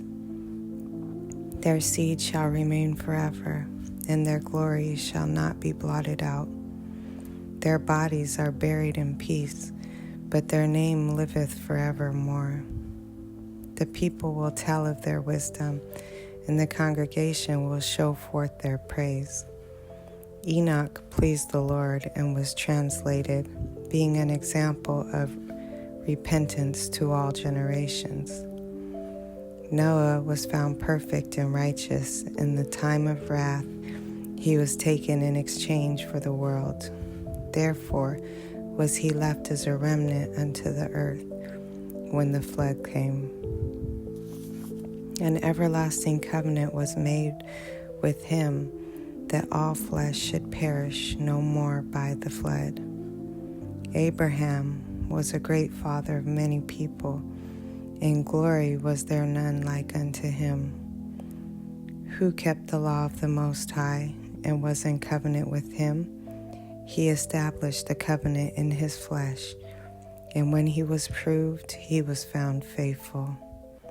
Therefore he assured him by an oath that he would bless the nations in his seed, that he would multiply him as the dust of the earth, and exalt his seed as the stars, and cause them to inherit from sea to sea, and from the river unto the utmost part of the land. With Isaac did he establish likewise, for Abraham his father's sake, the blessing of all men and the covenant, and made it rest upon the head of Jacob. He acknowledged him in his blessing, and gave him a heritage, and divided his portions. Among the 12 tribes did he part them. Ecclesiasticus chapter 45. And he brought out of him a merciful man, which found favor in the sight of all flesh, even Moses, beloved of God and men, whose memorial is blessed. He made him like to the glorious saints, and magnified him, so that his enemies stood in fear of him. By his words he caused the wonders to cease, and he made him glorious in the sight of kings, and gave him a commandment for his people, and showed him part of his glory. He sanctified him in his faithfulness and meekness, and chose him out of all men. He made him to hear his voice, and brought him into the dark cloud, and gave him commandments before his face, even the law of life and knowledge, that he might teach Jacob his covenants, and Israel his judgments. He exalted Aaron, a holy man, like unto him, even his brother of the tribe of Levi. An everlasting covenant he made with him, and gave him the priesthood among the people. He beautified him with comely ornaments, and clothed him with a robe of glory. He put upon him perfect glory, and strengthened him with rich garments, with breeches, with the long rope and the ephod. And he compassed him with pomegranates, and with many golden bells round about, that as he went there might be a sound, and a noise made that might be heard in the temple, for a memorial to the children of his people. With a holy garment with gold and blue silk and purple, the work of the embroiderer, with the breastplate of judgment, and with Urim and Thummim, with twisted scarlet, the work of the cunning workmen, with precious stones graven like seals, and set in gold, the work of the jeweler, with a writing engraved for a memorial, after the number of the tribes of Israel. He set a crown of gold upon the mitre, wherein was engraved holiness, an ornament of honor, a costly work, the desires of the eyes, godly and beautiful. Before him there were none such, neither did ever any stranger put them on, but only his children and his children's children perpetually. Their sacrifice shall be wholly consumed every day, twice continually. Moses consecrated him and anointed him with holy oil. This was appointed unto him by an everlasting covenant, and to his seed, so long as the heavens should remain, that they should minister unto him, and execute the office of the priesthood, and bless the people in his name. He chose him out of all men living to offer sacrifices to the Lord, incense and sweet savor, for a memorial, to make reconciliation for his people. He gave unto him his commandments and authority to the statutes of judgments, that he should teach Jacob the testimonies and inform Israel in his laws. Strangers conspired together against him and maligned him in the wilderness, even the men that were of Dathan's and Abron's side, and the congregation of Kor with fury and wrath. This the Lord saw, and it displeased him, and in his wrathful indignation were they consumed. He did wonders upon them to consume them with the fiery flame. But he made Aaron more honorable, and gave him a heritage, and divided unto him the first fruits of the increase. Especially he prepared bread in abundance. For they eat of the sacrifices of the Lord, which he gave unto him and his seed. Howbeit in the land of the people he had no inheritance, neither had he any portion among the people. For the Lord himself is his portion and inheritance. The third in glory is Phinehas, the son of Eleazar, because he had zeal in the fear of the Lord, and stood up with good courage of heart, when the people were turned back, and made reconciliation for Israel. Therefore was there a covenant of peace made with him, that he should be the chief of the sanctuary and of his people, and that he and his posterity should have the dignity of the priesthood forever, according to the covenant made with David, son of Jesse, of the tribe of Judah, that the inheritance of the king should be to his posterity alone. So the inheritance of Aaron should also be unto his seed. God gave you wisdom in your heart to judge his people in righteousness, that their good things be not abolished, and that their glory may endure forever. Ecclesiasticus chapter 46. Jesus, the son of Nave, was valiant in the wars, and was the successor of Moses in prophecies, who according to his name was made great for the saving of the elect of God, in taking vengeance of the enemies that rose up against them, that he might set Israel in their inheritance. How great glory gat he when he did lift up his hands and stretch out his sword against the cities? Who before him so stood to it? For the Lord himself brought his enemies unto him.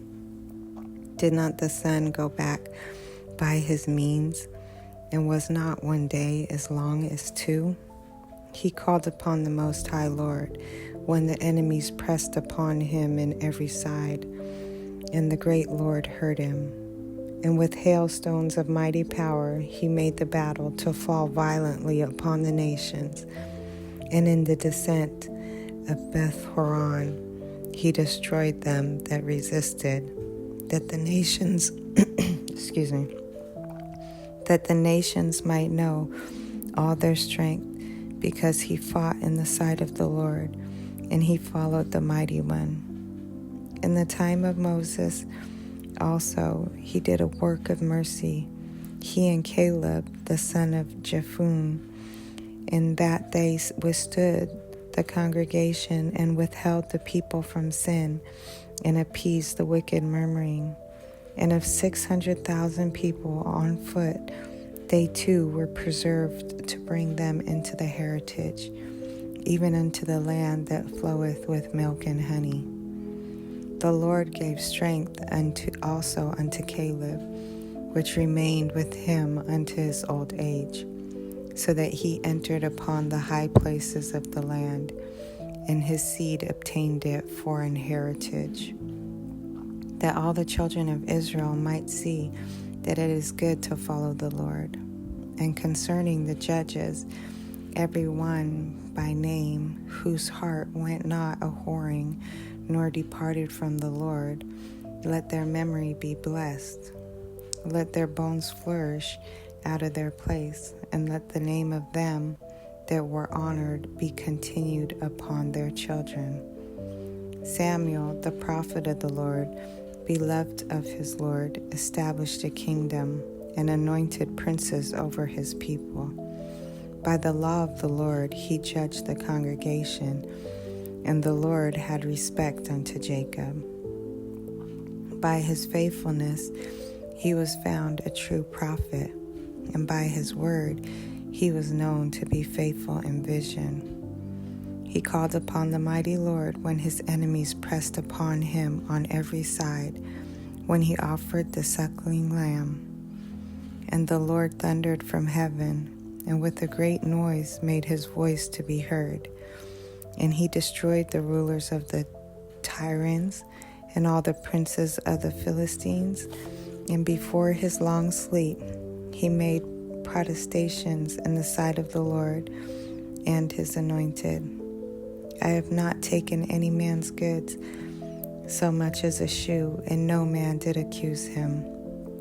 And after his death he prophesied, and showed the king his end, and lifted up his voice from the earth in prophecy, to blot out the wickedness of the people. Ecclesiasticus chapter 47. And after him rose up Nathan to prophesy in the time of David. As is the fat taken away from the peace offering, so was David chosen out of the children of Israel. He played with lions as with kids, and with bears as with lambs. Slew he not a giant when he was yet but young? And did he not take away reproach from the people when he lifted up his hand with the stone and the sling and beat down the boasting of Goliath? For he called upon the Most High Lord, and he gave him strength in his right hand to slay that mighty warrior, and set up the horn of his people. So the people honored him with 10,000, and praised him in the blessings of the Lord, and that he gave him a crown of glory. For he destroyed the enemies on every side, and brought to naught the Philistines, his adversaries, and brake their horn in sunder unto this day. In all his works he praised the Holy One, the Most High, with words of glory. With his whole heart he sung songs, and loved him that made him. He set singers also before the altar, that by their voices they might make sweet melody, and daily sing praises in their songs. He beautified their feasts, and set in order the solemn times until the end, that they might praise his holy name, and that the temple might sound from mourning. The Lord took away his sins and exalted his horn forever.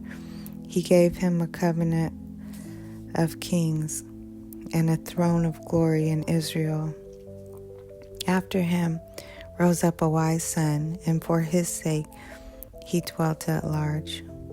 Solomon reigned in a peaceable time and was honored, for God made all quiet round about him, that he might build a house in his name and prepare his sanctuary forever. How wise wast thou in thy youth, and as a flood filled with understanding. Thy soul covered the whole earth, and thou fillest it with dark parables. Thy name went far unto the islands, and for thy peace thou wast beloved. The countries marveled at thee for thy songs and proverbs and parables and interpretations. By the name of the Lord God, which is called the Lord God of Israel, thou didst gather gold as tin, and didst multiply silver as lead. Thou didst bow thy lions unto women. Thou didst bow thy loins unto women, and by thy body thou wast brought into subjugation. Thou didst stain thy honor and pollute the seed, so that thou broughtest wrath upon thy children, and wast grieved for thy folly. So the kingdom was divided, and out of Ephraim ruled a rebellious kingdom. But the Lord will never leave off his mercy, neither shall any of his works perish, neither will he abolish the posterity of his elect, and the seed of him that loveth him he will not take away. Wherefore he gave a remnant unto Jacob, and out of him a root unto David. Thus rested Solomon with his fathers, and of his seed he left behind him Rehoboam, even the foolishness of the people, and one that they had no understanding, who turned away the people through his counsel. There was also Jeroboam, the son of Nebat, who caused Israel to sin, and showed Ephraim the way of sin. And their sins were multiplied exceedingly, and they were driven out of the land, for they sought out all wickedness, till the vengeance came upon them. Ecclesiasticus chapter 48. Then stood up Elias the prophet as fire, and his words burned like a lamp. He brought a sore famine upon them, and by his zeal he diminished their number. By the word of the Lord he shut up the heaven, and also 3 times brought down fire. O Elias, how wast thou honored in thy wondrous deeds, and who made glory like unto thee? Who didst raise up a dead man from death, and his soul from the place of the dead, by the word of the Most High? Who broughtest kings to destruction, and honorable men from their bed? Who heardest the rebuke of the Lord in Zion and in Horeb, the judgment of vengeance? Who anointest kings to take revenge, and prophets to succeed after him? Who was taken up in a whirlwind of fire, and in a chariot of fiery horses?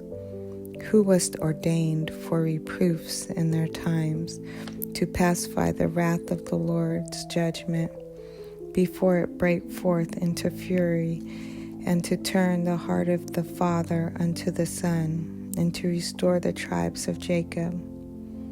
Blessed are they that saw thee, and slept in love, for we shall surely live. Elias it was, who was covered with a whirlwind, and Eliasu was filled with his spirit. Whilst he lived, he was not moved with the presence of any prince, neither could any bring him into subjugation. No word could overcome him, and after his death his body prophesied. He did wonders in his life, and at his death were his works marvelous. For all this the people repented not, neither departed they from their sins, till they were spoiled and carried out of their land, and were scattered through all the earth. Yet there remained a small people and a ruler in the house of David, of whom some did that which was pleasing to God, and some multiplied sins. Ezekias fortified his city and brought in water into the midst thereof. He digged the hard rock with iron and made wells for waters. In his time, Sennacherib came up and sent Rabsaces and lifted up his hand against Zion and boasted proudly. Then trembled their hearts and hands, and they were in pain as women in travail. But they called upon the Lord, which is merciful, and stretched out their hands toward him. And immediately the Holy One heard them out of heaven, and delivered them by the ministry of Esai. He smote the host of the Assyrians, and his angel destroyed them. For Ezekias had done the thing that pleased the Lord, and was strong in the ways of David his father. As Esai the prophet, who was great and faithful in his vision, had commanded him. In his time the sun went backward, and he lengthened the king's life. He saw by an excellent spirit what should come to pass at the last, and he comforted them that mourned in Zion. He showed what should come to pass forever, in secret things or ever they came. Ecclesiasticus chapter 49. The remembrance of Josiah is like the composition of the perfume that is made by the art of the apothecary. It is sweet as honey in all mouths, and as music at the banquet of wine. He behaved himself uprightly in the conversion of the people, and took away the abominations of iniquity. He directed his heart unto the Lord, and in the time of the ungodly he established the worship of God. All except David and Ezekias and Josiah were defective, for they forsook the law of the Most High. Even the kings of Judah failed. Therefore he gave their power unto others, and their glory to a strange nation. They burnt the chosen city of the sanctuary, and made the streets desolate, according to the prophecy of Jeremiah. For they entreated him evil, who nevertheless was a prophet, sanctified in his mother's womb, that he might root out and afflict and destroy, and that he might build up also and plant. It was Ezekiel who saw the glorious vision which was showed him upon the chariot of the cherubims. For he made mention of the enemies under the figure of the rain, and directed them that went right. And of the 12 prophets, let the memorial be blessed, and let their bones flourish again out of their place. For they comforted Jacob, and delivered them by assured hope. How shall we magnify Zerubbabel? Even he was a signet on the right hand. So is Jesus, the son of Josedek, who in their time builded the house and set up a holy temple to the Lord, which was prepared for everlasting glory. And among the elect was Nehemiah, whose renown is great, and who raised up for us the walls that were fallen, and set up the gates and the barns, and raised up our ruins again. But upon the earth was no man created like Enoch, for he was taken from the earth. Neither was there man born like unto Joseph, a governor of his brethren, a stay of the people, whose bones were regarded of the Lord. Shem and Seth were in great honor among men, and so was Adam above every living thing in the creation. Ecclesiasticus chapter 50.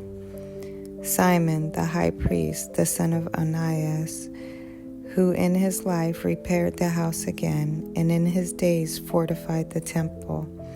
And by him was built from the foundation the double height, the high fortress of the wall about the temple. In his days the cistern to receive water, being encompassed as the sea, was covered with plates of brass. He took care of the temple that should not fall, and fortified the city against besieging. How was he honored in the midst of the people in his coming out of the sanctuary?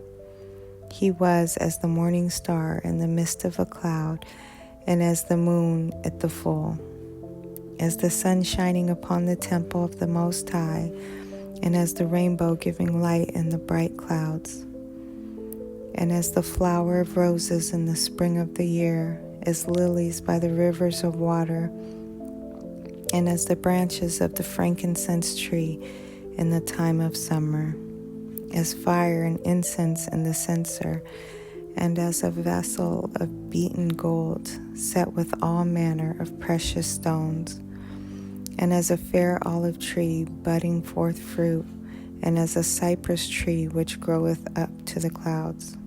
When he put on the robe of honor, and was clothed with the perfection of glory, when he went up to the holy altar and made the garment of holiness honorable. When he took the portions out of the priest's hands, he himself stood by the hearth of the altar, compassed with his brethren round about, as a young cedar in Libanus, and as palm trees compassed they him around about. So were all the sons of Aaron in their glory, and the oblations of the Lord in their hands, before all the congregation of Israel. And finishing the service at the altar, that he might adorn the offering of the Most High Almighty, he stretched out his hand to the cup, and poured of the blood of the grape. He poured out at the foot of the altar a sweet-smelling savor unto the Most High King of all. Then shouted the sons of Aaron, and sounded the silver trumpets, and made a great noise to be heard, for a remembrance before the Most High. Then all the people together hasted, and fell down to the earth upon their faces, to worship their Lord God Almighty, the Most High. The singers also sang praises with their voices, with great variety of sounds was there made sweet melody. And the people besought the Lord, the Most High, by prayer before him that is merciful, till the solemnity of the Lord was ended, and they had finished his service. Then he went down and lifted up his hands over the whole congregation of the children of Israel, to give the blessing of the Lord with his lips, and to rejoice in his name. And they bowed themselves down to worship the second time, that they might receive a blessing from the Most High. Now therefore bless ye the God of all, which only doth wondrous things everywhere, which exalteth our days from the womb, and dealeth with us according to his mercy. He granteth joyfulness of heart, and that peace may be in our days, in Israel forever. That he would confirm his mercy with us, and deliver us at his time. There be two manner of nations, which my heart abhorreth, and the third is no nation. They that sit upon the mountain of Samaria, and they that dwell among the Philistines, and that foolish people that dwell in Sikkim. Jesus, the son of Sirach of Jerusalem, hath written in this book the instruction of the understanding and knowledge, who out of his heart poureth forth wisdom. Blessed is he that shall be exercised in these things, and he that layeth them up in his heart shall become wise. For if he do them, he shall be strong to all things. For the light of the Lord leadeth him, who giveth wisdom to the godly. Blessed be the Lord forever. Amen. Amen. Ecclesiasticus chapter 51. A prayer of Jesus, the son of Sirach. I will thank thee, O Lord and King, and praise thee, O God, my Savior. I do give praise unto thy name, for thou art my defender and helper, and hast preserved my body from destruction, and from the snare of the slanderous tongue, and from the lips that forge lies, and hast been mine helper against mine adversaries, and hast delivered me according to the multitude of thy mercies and greatness of thy name, from the teeth of them that were ready to devour me, and out of the hands of such as sought after my life, and from the manifold afflictions which I had, from the choking of fire on every side, and from the midst of the fire which I kindled not, from the depth of the belly of hell, from an unclean tongue, and from lying words, by an accusation to the king, from an unrighteous tongue. My soul drew near, even unto death. My life was near to the hell beneath. They compassed me on every side, and there was no man to help me. I looked for the successor of men, but there was none. Then thought I upon thy mercy, O Lord, and upon thy acts of old, how thou deliverest such as wait for thee, and savest them out of thy hands, the hands of the enemies. Then lifted I up my supplication from the earth, and prayed for deliverance from death.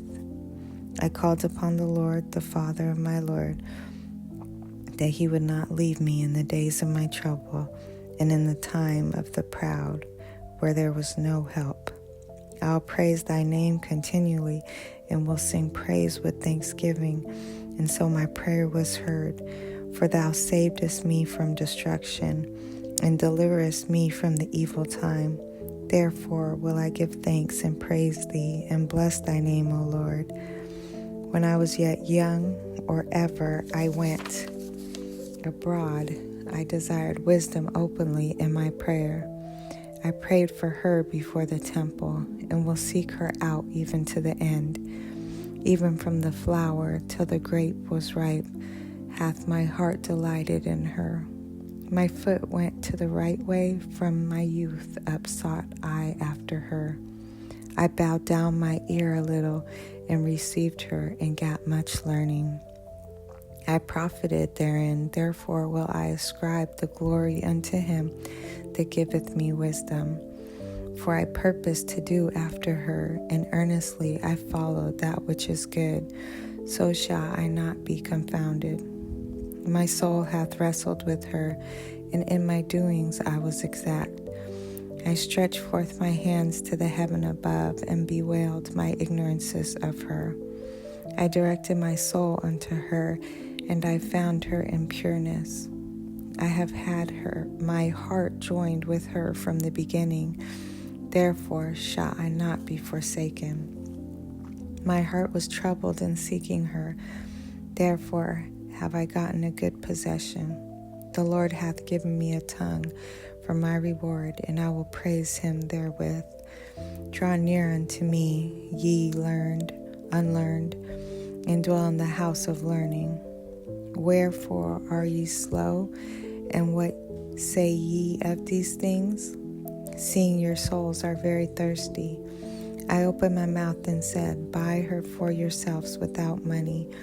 Put your neck under the yoke, and let your soul receive instruction. She is hard at hand to find. Behold with your eyes how that I have had but little labor, and have gotten unto me much rest. Get learning with a great sum of money, and get much gold by her.